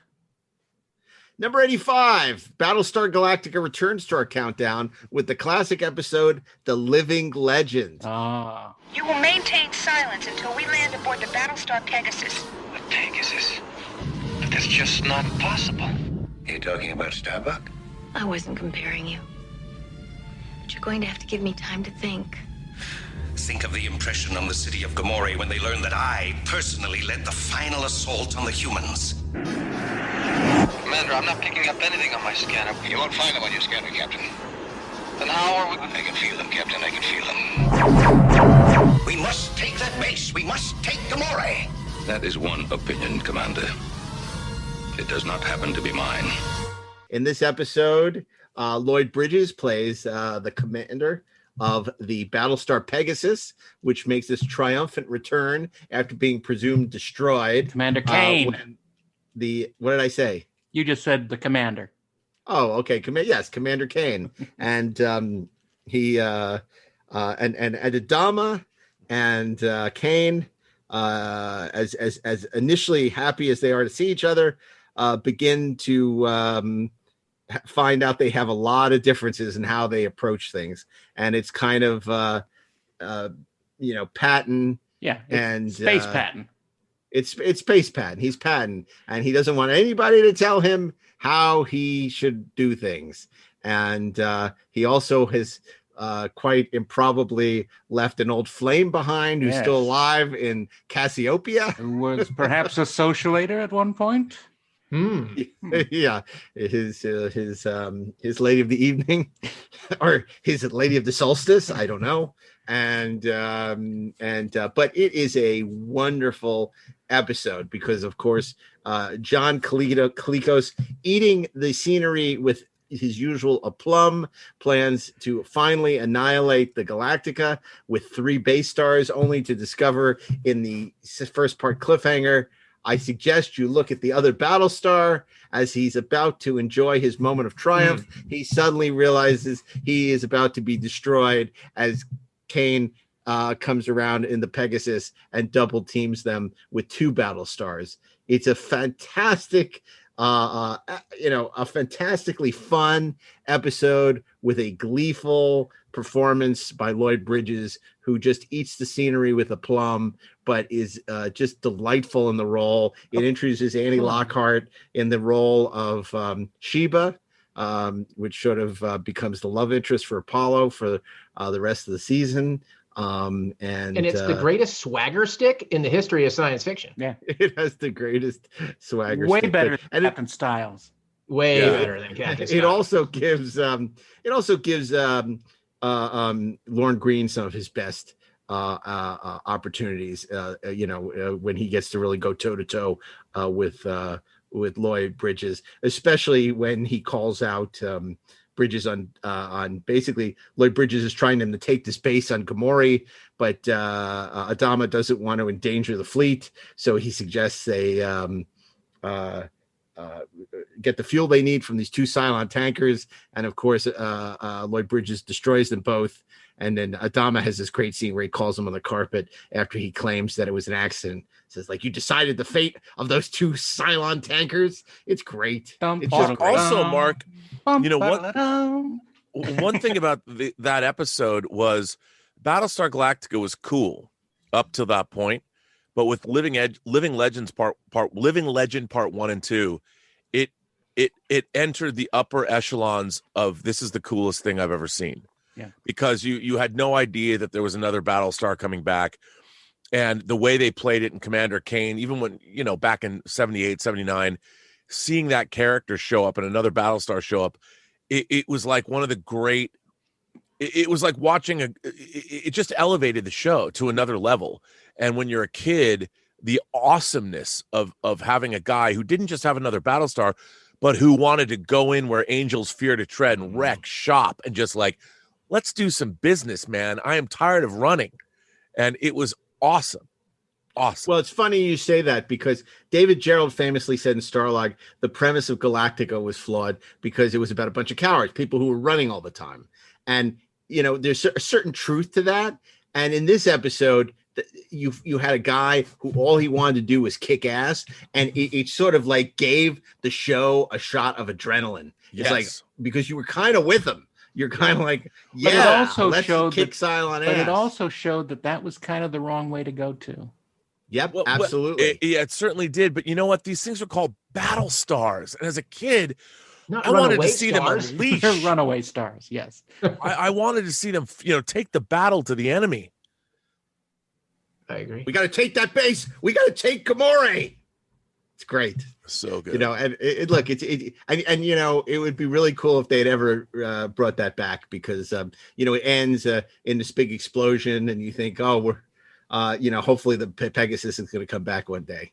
And maybe it'll come back on our list. We don't know. We'll find out. But for the moment, that's number 85, The Living Legend from the original Battlestar Galactica. And now on to Ashley for number 84.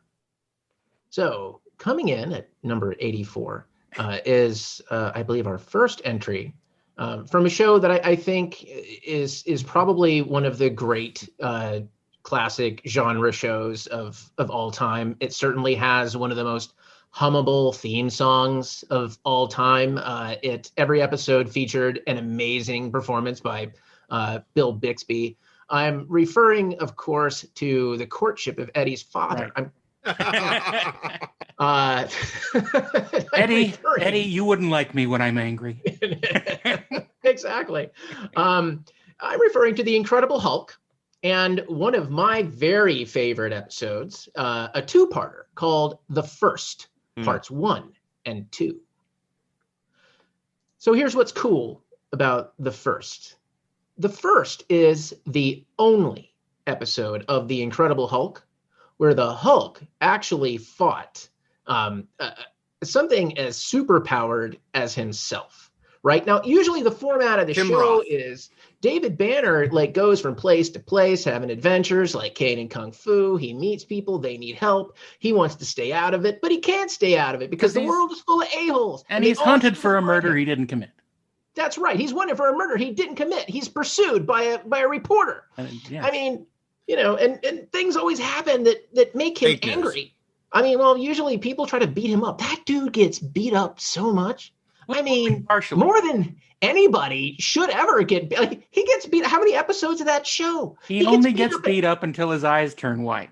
That's right. I mean, it's just. But come on. I mean, how many of us have been given a beat down like 60 times? How many shirts has he gone through, for God's sake? Oh, and how many pants? Anyway, so he gets beat up and like he gets pissed off and he turns into Lou Ferrigno, except green, and he just unloads on people, and it's glorious. So and what's awesome about the first is basically a horror movie where David Banner realizes that there is another Hulk out there, and he finds this old man who was also part of an experiment involving gamma radiation, basically to treat him for like some blood disease. And what David Banner represents to this old man is a chance to restore his own kind of health and vitality. He loved how it felt to become that creature, right? He's kind of a sociopath in ways that David Banner hates becoming the Hulk. Right? He doesn't like the violence inside of him. This old guy, like, he loves that violence. It makes him feel alive. And this episode it's just like a great horror movie. There's such great atmosphere to it. It's scary. It's weird. I mean, look, it's a little odd that there's like an old dude in Hulk makeup kicking ass, but it works, man. And it's actually really well acted, really well done. They never did anything else quite like this before, but it was a great entry in a great show. Yeah, a lot of shows in that era ripped off the fugitive paradigm from The Fugitive. Mm-hmm. It was the same premise, Richard Kimball is being hunted in that case by a police officer in David Morse, Barry Morse, and that paradigm was done a lot in the 70s and 80s. The Incredible Hulk is only one version of that, but the Incredible Hulk may be the best version of that paradigm. I would agree with that. I think, people think, it's Lou Ferrigno in a bunch of green body paint. The show is much better than that. Yeah, and that's really a tribute to Kenneth Johnson, who was the showrunner on it, who really brought a lot of heart to it. Of course, Bill Bixby deserves a lion's share of the credit, who was just sensational as, in the role of David Banner. Yeah, he was not Bruce Banner. Do you know why? Why? What I heard was that they thought that the name Bruce was a little soft. Well, the actual CBS thought it was too gay. That's what I mean. They thought it was too gay. Tell that to Batman. This is the late 70s, and so they changed his name from Bruce to David Banner. Yeah. Wow. So and that's a true story, and it's really sad, but a wonderful show, and again, very well written. And another product of the Universal Factory. That's right. Done by Universal. And you can all tell because they all have that same, I keep saying this, that same font for, when it has the episode at the beginning. Yeah. If you look at all these shows, they all have that same font. I wonder what font that is. We should call David Addy. It's Euro style. Oh, it is. It's Euro style. It's just not extended. Yeah. No, that's hysterical. That's hysterical. But all those shows have the same, credit sequences. Yeah. But Incredible Hulk's a terrific show, and I'm really glad to see it making an appearance on our list. Is. Which brings us to number 83 and Mark Altman. No, it's not me. 83. This is 83. Totally Mark Altman. 83 is me. 83 and me. 83 and me. Is that like a DNA thing? Yes, it is. Okay. 83 and me. This is the last one you gave us. Yeah. Okay. Well, I apologize because I was working off an old list. This is how hard we all are working to bring you quality, up to date list, quality show. Yeah, so you're absolutely right, and I think I'm so stunned it's on the list that I'm confused. Number 83 is from the TV show Darkroom, Siege of 31 August. Now, a lot of you probably don't know what Darkroom is. Darkroom, there were a lot of shows that ripped off the Twilight Zone, right. Some well and some not. Outer Limits, considered in that vein. Night Gallery in that vein. There were a bunch of shows throughout the 80s and 90s, more successfully Black Mirror, right? But this was a show that aired on Friday nights for a very short period of time. in 1981. Was it lasted NBC? till early 1982. It was ABC. ABC on Friday nights, and it was hosted by none other than James Coburn. Our man Flint. Coburn.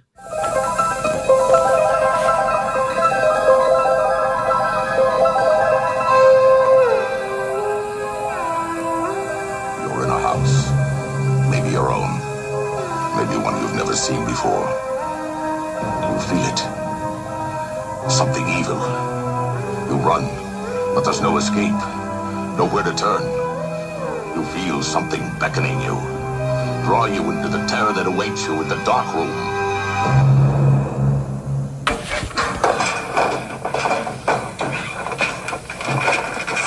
Hey, easy.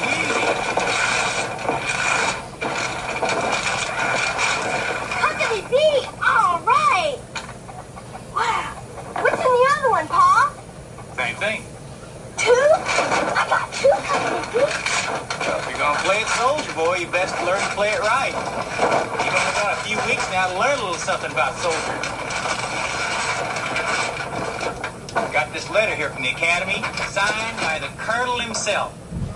They're gonna take you, son. You're gonna take me? All right. Told you, Colonel Ryan, and remember me, Helen. They're making kind of an exception for Ben. When do you have to leave? 3 September. And it would have multiple segments, usually always with a twist ending, but usually with a horror element to it. And in Siege of August 31st, none other than the great Ronnie Cox plays a Vietnam veteran with PTSD who wants his son to go to a military academy. And he calls on his old boss to sort of get him in, and he's trying to instill in him a love of the military. He gives him Company B Army figures, a very prized toy. And the kid at first is very excited to get these Company B Army figures. But over the course of the episode, it's kind of like the episode of Twilight Zone, Living Doll with Talking Tina.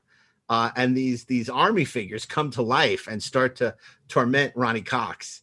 And by the end, it ends. And remember, this is 1981 ABC network TV in a battle royale between these toy army figures and like a helicopter. And it's like Ant-Man meets toy soldiers fighting Ronnie Cox, and ultimately kills Ronnie Cox. I'm not giving away the game because it's impossible to find this on home video or streaming. Right.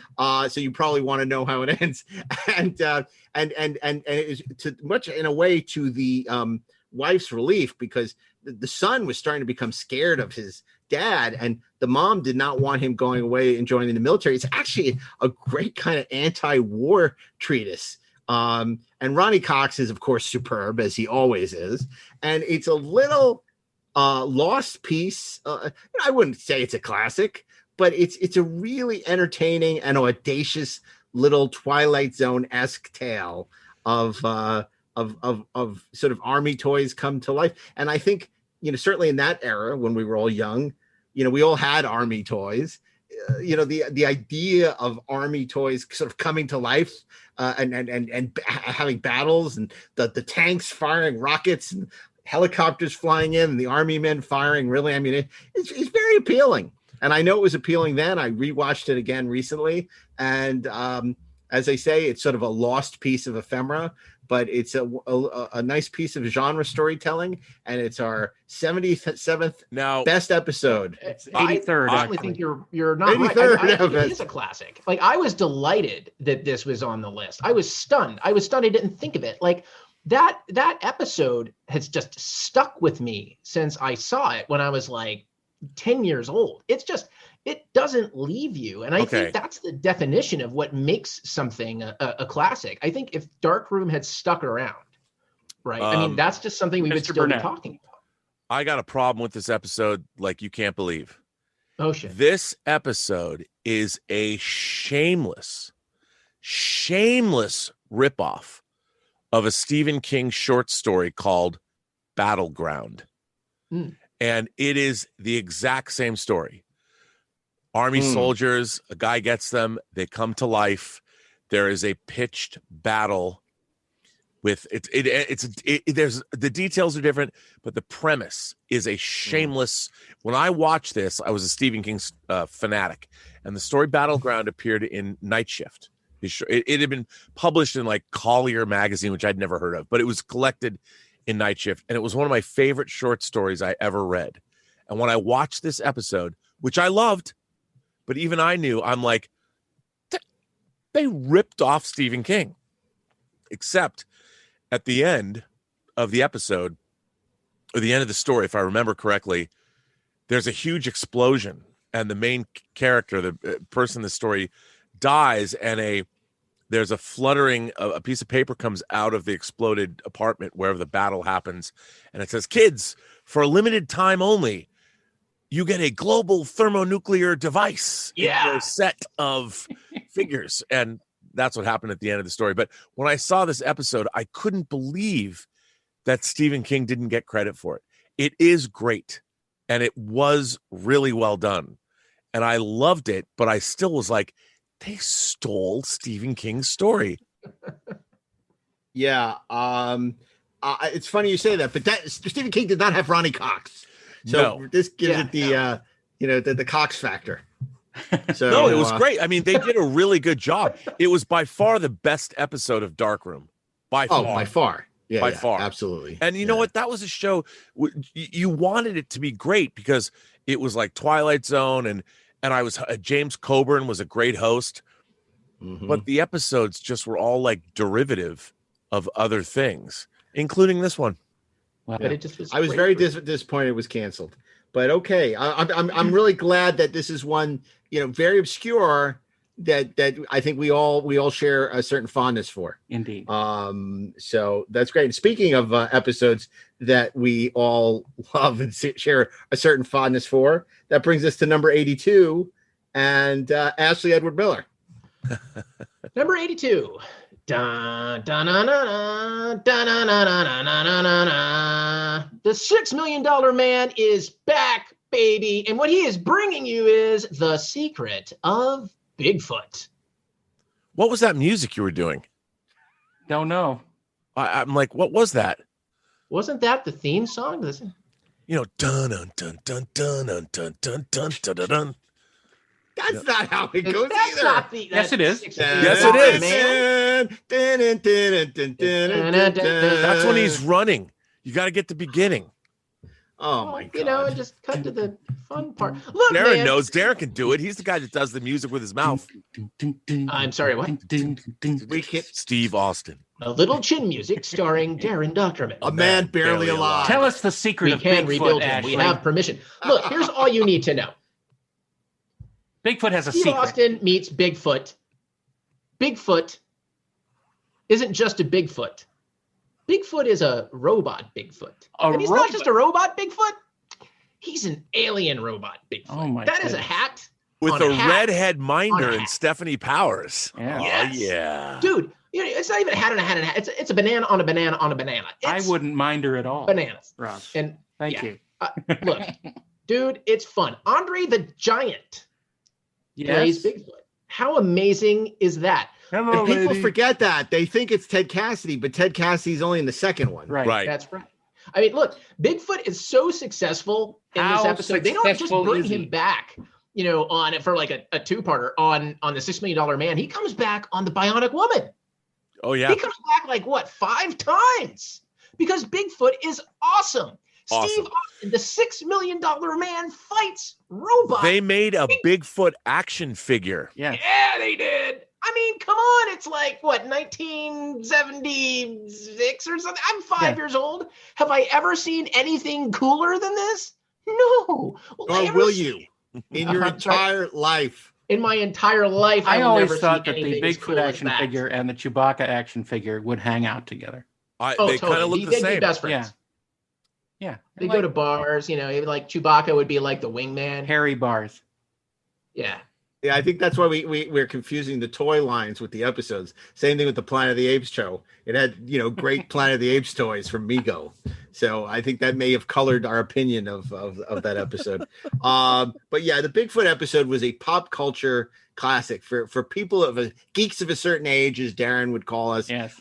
This was as seismic a moment in genre as virtually anything I can think of, short of the Star Destroyer going over Tatooine. This was a huge deal when a Bigfoot showed up on the $6 Million Man, and not one that's forgotten, partially because it was chronicled in the pages of Dynamite magazine. That's correct. Really, and it's a good episode. It's super fun. The whole because Bigfoot, they're aliens. The whole Bigfoot I mean, they saga. go through the tunnel. Yeah, it was the best. I mean, the alien. That's all I wanted to do at Universal Studios was go through the $6 Million Man tunnel. And it made you sick too. The way they did it, it worked great every time. Every time. Our next episode is something that I wish Dynamite magazine was still around to have on their cover, and that's number 81. Totally. And I bring you Mark Altman. Well, number 81, I think Darren said it best. Dynamite magazine would love this show. They dig the show. And of course, that is The Mandalorian, the episode, The Marshal. In this episode, the titular Mandalorian goes to Tatooine, where he meets up with Cod Vanth and has to team up in order to defeat a crate dragon with the help of the Tusken Raiders. Can't we all just get along? Apparently we can, because Cod Vanth in Boba Fett armor and the Sand People and the Mandalorian defeat the crate dragon. And I said it before on the show, I'll say it again.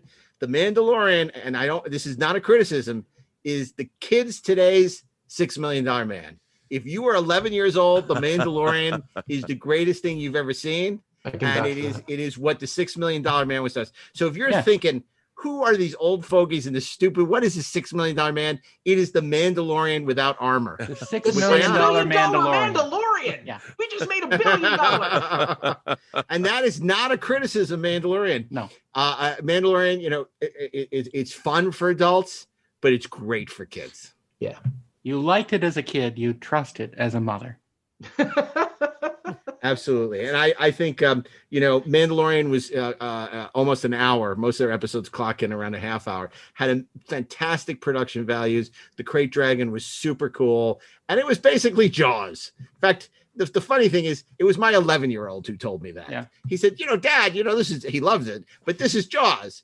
I mean, like straight down to the barrels. And I'm like, oh my God, you were so right. This is Jaws. And it's funny because if you break down the episode, it hits every beat of Jaws. We're going to need the only a thing bigger missing TV. is Richard Dreyfuss, but the production values are great, and it's super fun, and that's our pick for number 81, The Marshal. I have to say, it humanizes the Sand People. Yes, we have I love that about it, and I thought that all we know of the Sand People is they enslave people, they kill people, and in this, you can hang out and have, s'mores with them over a nice campfire if that's what you want to do. And they're trying to survive. They're just trying to survive.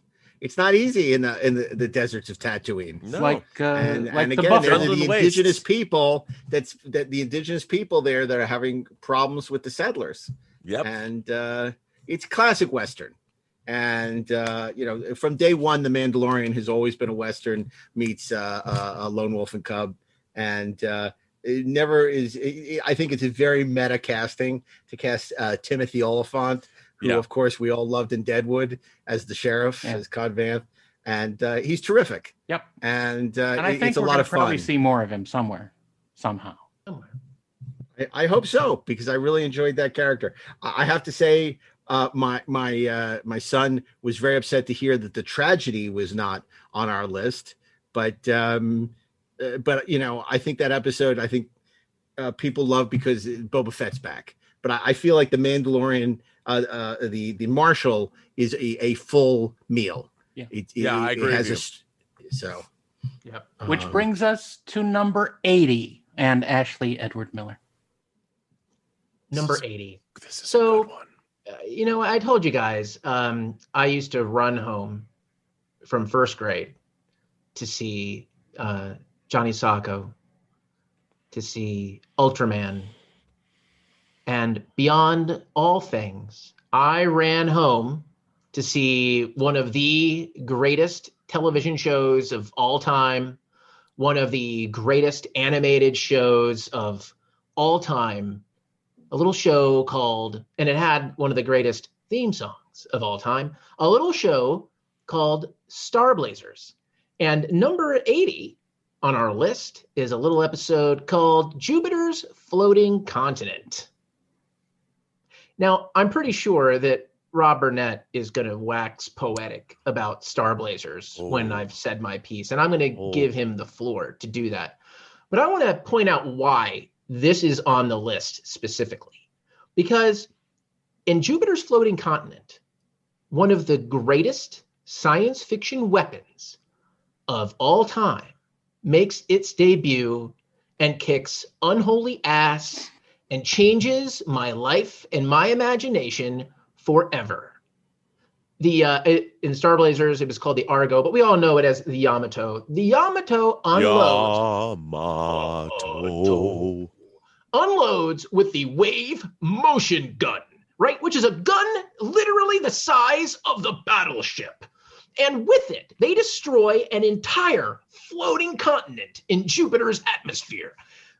A whole base goes up. It changes the dynamic of the entire show because the enemy aliens, the Gamelons, realize that, holy crap, those human monkeys are packing.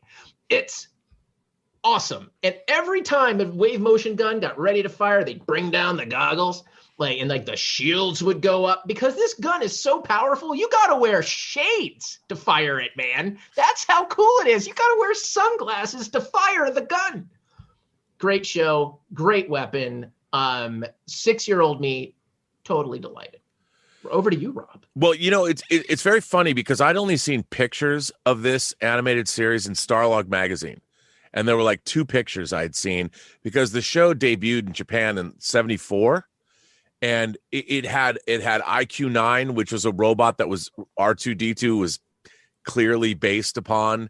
And it was so revolutionary because it was the first serialized science fiction show I ever watched, because every episode they would count down. It was one story went into another. It was not individual stories. It was one long serialized story about these Earth people that were given technology by Queen Starsha of Iskandar she said, if you can come to me, I will give you the Cosmo DNA to save your planet. And every day at the end, they would say, there's now there's now 328 days to save the Earth. There's now 258 days to save the Earth. And you got so invested as a kid watching this. And I think I was in junior high. I think I was 12. And I was watching it in the morning before school. And I was riveted. I'm like, what? This is amazing, because clearly it was still anime. Marine Boy and Speed Racer, but this was a cut above. I mean, this was so intoxicating, and you were so invested in the characters and what was happening. And man, it delivered. This did not. It ended. It was epic, and it was the kind of thing where you're like, I can't believe what I'm watching. And it was the first time I was so engrossed in an ongoing television show, even though it was animated on the morning before I went to school. Rob, I'm going to have to call you a little bit since you called me before on something. IQ-9 only appeared in Star Blazers, not Space Battleship Yamato, and that was in 1979. So it was 2 years after Star Wars. IQ-9 was not in Star Blazers? No, he was in Star Blazers, the Americanized version, but not in Space Battleship Yamato. Well, wait a minute. He was called the Analyzer in Space Battleship Yamato. He wasn't called IQ-9. Well, yeah, I'm going to side with Rob on this one. I don't know how you sort of animate him into the show out of nowhere. No. He was called he was renamed the IQ-9. Yeah. No, I'm with you, dude. Well, my martini. I abstain. Okay, I'm just saying that I think it was the other way around. I don't think that Star Because they Wars didn't ripped do off new animation for the show. They actually No, cut they the didn't. animation.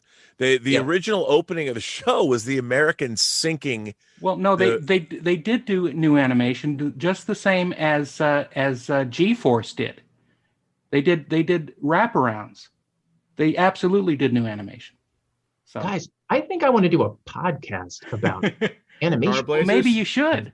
That's a great idea. Wait a minute. Let's see. Okay. Honestly, we don't Let's have come back time to for this. We don't have I time. know. We got to get because, through another 4 or 5 before we cut this off, and we're because already we're going to 75 in our first episode, so we still have a few more episodes before we break for our next episode. So let's go to number 79 at this point, which is No Place to Hide, the pilot for Lost in Space. Now, of course, this is the aired pilot, which includes Dr. Smith. But the original version did not. The original version only had one floor of the Jupiter 2 or the Gemini 12, as it was in that episode. And it was only the family dealing with the dangers out in space and crash landing on that planet. And it's wonderful. It has none of the camp comedy stuff that was in later episodes. And even the version with Jonathan Harris as Dr. Smith, he is a real nasty character. He isn't doing any of the comedic turns that he does later on, where the creators told him to do more. But no, it was very serious at the beginning, and it was also in black and white, and it was very gritty, but it was still fun. I mean, seeing the Robinson family and Judy, who gave up a life in the musical theater to go along with them, it's just a wonderful show. And I have a small part in my heart for the original Lost in Space, even the goofy episodes, as maybe we'll see later in this list. But I think that the pilot is hands down fun TV space adventure, and I heartily approve of it. I think the show would be better remembered if that first season had been in color. I think that one of the reasons, like, it was very big when we were younger. Mm-hmm. It was still in syndication, and I think people. I mean, I had a good friend who preferred Lost in Space to Star Trek, and I think that over time, if Netflix had not done the reboot, I don't think many people would remember Lost in Space. But that first season in black and white is quite good. Yeah. Before it becomes a camp fest. Yeah. And there's a lot of great stuff in that, and great technology, and a good cast, and of course the robot's wonderful. Indeed. Which brings us to number 78 and Robert Meyer Burnett. Well, this is an episode that I bonded with one of our Inglorious Trexperts, Mark Altman, when I first met him back in 1994. This is an unsung episode of The Next Generation that never winds up on anyone's top 10 lists. Well, it's worth noting this is our first Star Trek episode on the list. So here we are, Star Trek Next Generation making its debut at number 78. At episode number 78, which is amazing that we have not had Star Trek on the list so far. And this is from the third episode. It's the third episode of the third season of TNG. And it's about the Enterprise is going to a Federation colony on Rana 4. And when they arrive, they find the planet has been devastated, aside from a very small patch of land. And they go to investigate, and they find the Uxbridges, a lovely couple. And the great John Anderson is playing Kevin Uxbridge and his wife. Making his second appearance, much like Tim O'Connor on our list. And his wife, Rashawn. And they explain that Anne Haney, the late Anne Haney. And they were attacked by the Husnock, vicious aliens. And it's the episode where famously Worf says, "Nice house, good tea."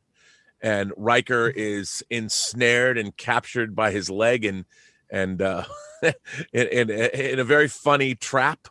And the Enterprise crew meets them. They seem like lovely people. but Deanna Troi is having weird psychic, whether she's being attacked or something, and then there's aliens attacking the Enterprise. There's all kinds of wackiness going on, and it becomes very clear that something is rotten in Denmark, and Mr. Uxbridge, Kevin Uxbridge, is not telling the truth about what's happening here. And there's a lot of sleuthing going on, and Deanna has a lot of psychic pain. And it is revealed, of course, that all of this, the colony was devastated by the Husnock, these aliens. And it turns out that Kevin Uxbridge is actually an alien called a Dowd. And he fell in love with a human, and he was trying to live a life as a human, and it was all destroyed by this alien race, and they killed his wife, and he's the woman, the Rashawn we meet is a projection, very Solaris-like, very Tarkovsky Solaris-like, and the whole thing is a tragedy, and we find out at the end, in a shocking turn of events, that our character, Kevin Uxbridge, in his grief and in his anger that the Husnock attacked this planet, that his omnipotent power that we don't really know, but could rival the Q's in its just vast galactic or universal reaching power, in a moment of rage, he reached out and committed genocide and wiped out an entire race. And I remember it was the first time when I was watching Next Generation, when you get to the end of the episode, Patrick Stewart, when when Kevin's coming clean and explaining this, you see Patrick Stewart playing, he's trying to contemplate, I mean, Picard, but it's a great performance by Stewart. In his face, he's so shocked by this. And he's trying to grasp what it means for an alien who's so omnipotent, because even the Q haven't done that. The Q might take you and show you the Borg, but they don't just reach out with their omnipotent power and snuff out an entire race. And I remember watching this because it starts out and you think, oh, there's this kindly old couple. And by the end, you're contemplating galactic genocide. And it's when Picard says, Patrick says, I can't even comprehend the scope of your crime. There's nothing on our books. There's no justice that we could possibly met out. I mean, and I remember sitting there watching this going, oh my God, because, we have in Patterns of Force, you see the Nazi planet. And as a Jew, I understand the what that all means, but to hear about galactic genocide was a gut punch, man. And the way they led up to this, and when we were writing, when I was writing for Mark's Sci-Fi Universe in the mid-90s, I remember doing a top 10 list of Next Generation, and I put the survivors on my top 10 list. And I was criticized for it. People were like, come on, man, really, that episode? But if you go back and watch it, it's because of John Anderson's performance. And he had soulful. He had worked with Jonathan Frakes on North and South. And they knew one another, and man, he brings a gravitas to this, and the way he plays it, man, it's devastating. She never knew what I really was. Your colony was attacked by a warship. Belonging to the Husnock, a species of hideous intelligence, knew only aggression and destruction. I could have destroyed them with a mere thought, but I did not do so. You had the power to stop them, but you didn't? I refused to for the same reason that I refused to stop the Enterprise. I will not kill. So you let the colonists fight a hopeless battle. I tried to fool the Husnock. As I tried to fool you. It only made them angrier. More cruel. And then what you most feared happened. Rishon went to fight with the colonists and died with them. Oh, I wish I could have died with her. But you couldn't. You were left alone. Yes. I saw her broken body. I went insane. My hatred exploded, and in an instant of grief,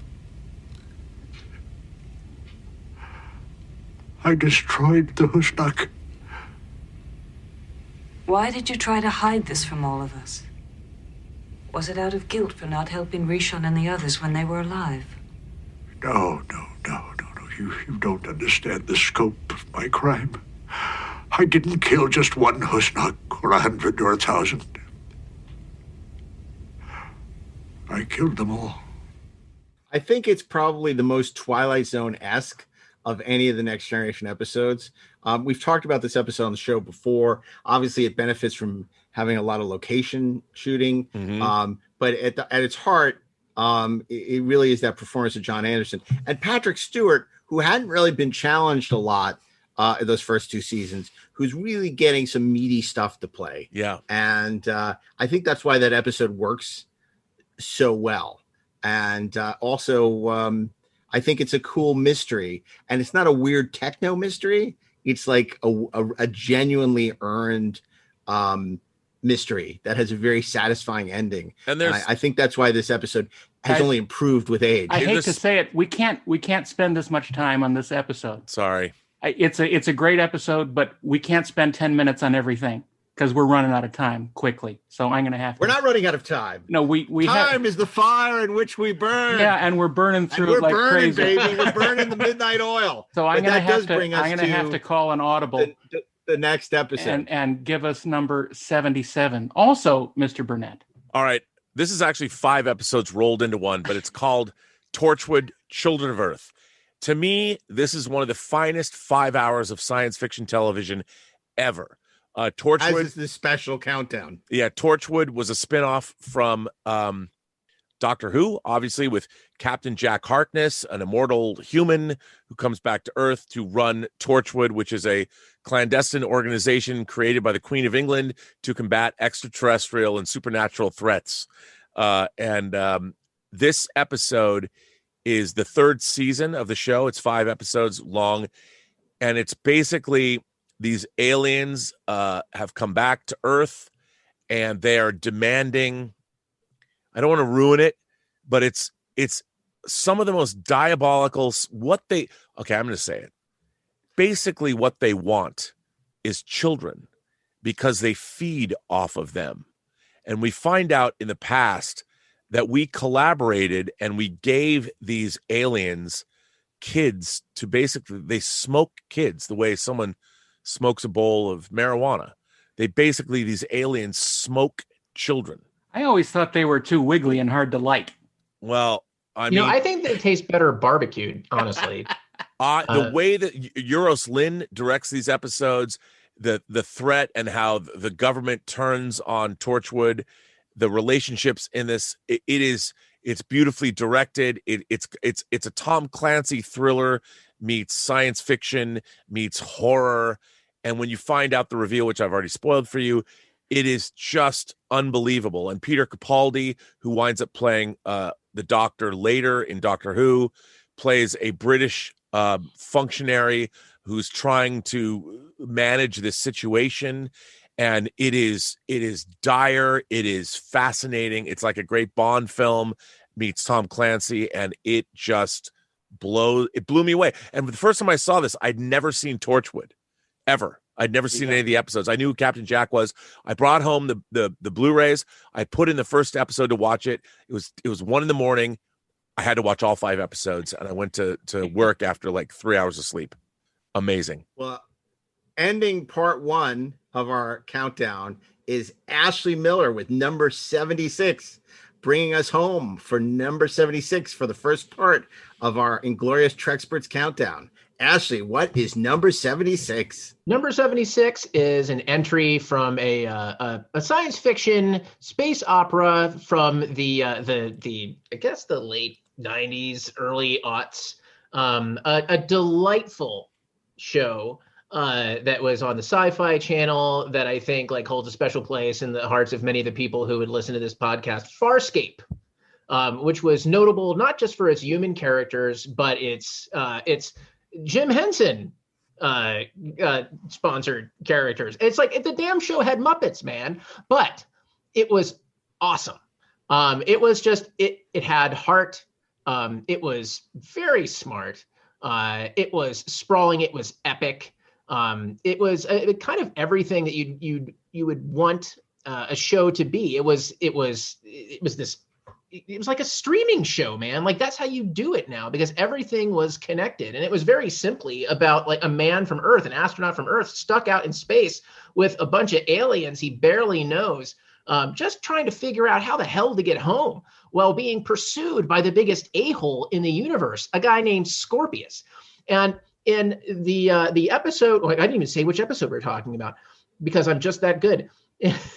Number 76, Into the Lion's Den, Part 2, Wolf in Sheep's Clothing. Why are you bitching at me like we're married, Scorpy Sue? Just tell me what's on your mind. I suspect you're stalling. Either through ignorance or by design. I hoped you'd see reason. What do you think I see? Huh? I'm here on a big, stinking command carrier. Dick Tracy's freaking neural bracelet linking me to Bram Stoker's nightmare. What more do you want from me?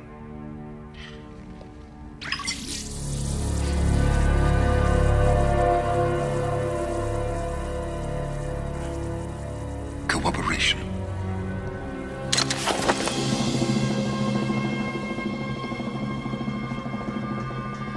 You stole that from my memory. You will kill both of us. I reckon so.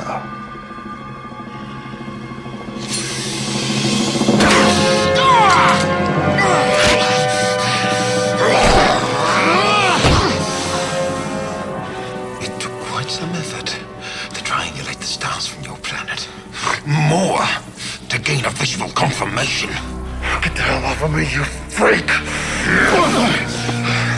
Even without wormholes, Earth is reachable. At top speed, just over 60 cycles. This episode features our hero, John Crichton, teaming up with one of his antagonists, a dude named Crace, Commander Crace, who has basically taken command of, I know this is going to sound weird, the child of Crichton's ship, Moya. A ship called Talon, and these ships are sentient and they're awesome. And Talon is a problem child. He likes violence. You know, he's a battler, man. He's a baller.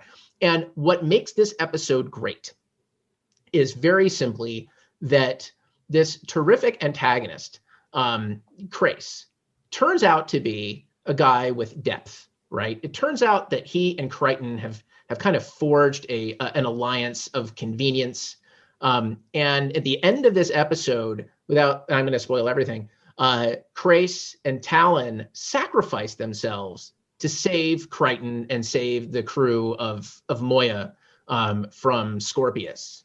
And it's just this beautiful, moving moment. And it's one of my very favorite things when you can find a great villain who has a moment of incredible humanity and you can bring real pathos to it.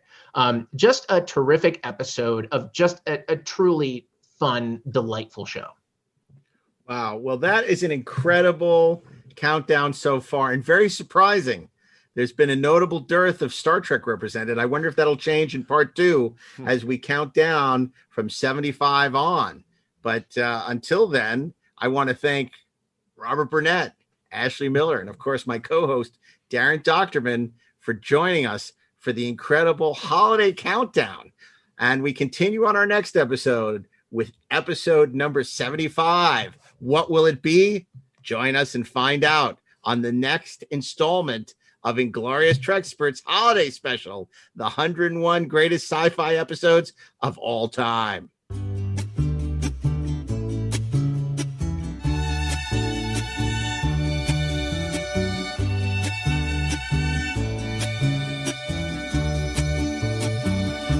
Feliz Navidad! Feliz Navidad!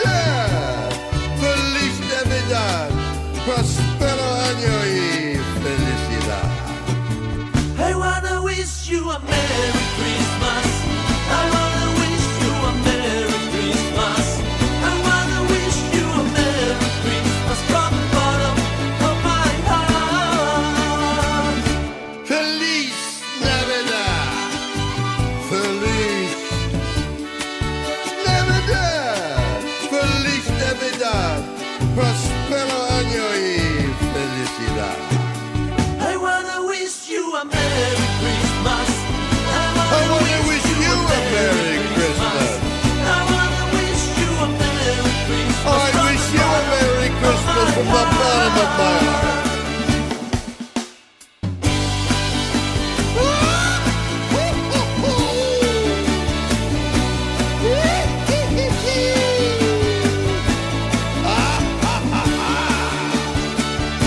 You're listening to the Electric Surge Network. Here's a little extra holiday treat for those of you who are wondering how great Operation Spoilsport really is. It's a little taste. It's Roger McGuinn's Eve of Destruction. Happy holidays.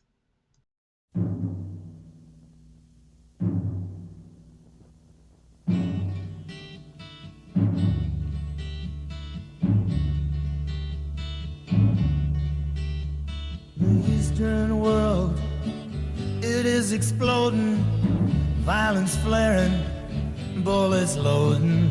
You're old enough to kill, but not for voting. You don't believe in war, but what's that gun you're toting? And even the Jordan River has bodies floating. But you tell me over and over and over again, my friend, you don't believe we're on the eve of destruction.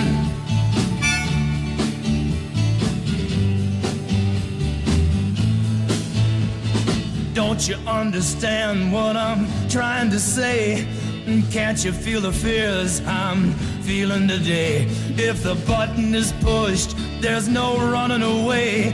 There'll be no one to save with the world in a grave. Take a look around you, boy. It's bound to scare you, boy. And you tell me over and over and over again, my friend, you don't believe we're on the eve of destruction.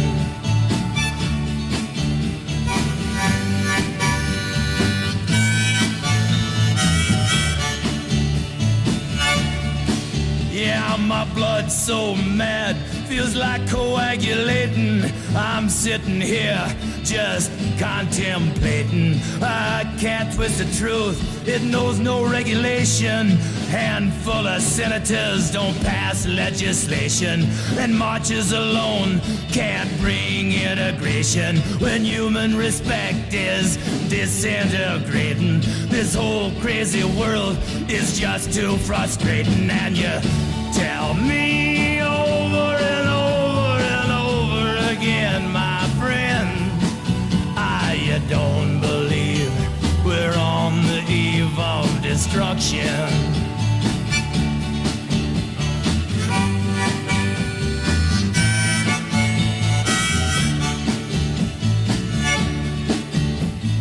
Think of all the hate there is in Red China, then take a look around to Selma, Alabama.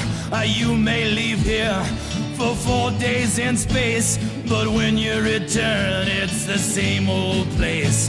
The pounding of the drums, the pride and disgrace. You can bury your dead, but don't leave a trace. Hate your next door neighbor, but don't forget to say grace. And tell me over and over and over and over again, my friend, you don't believe we're on the eve of destruction. No, no, you don't believe we're on the eve of destruction.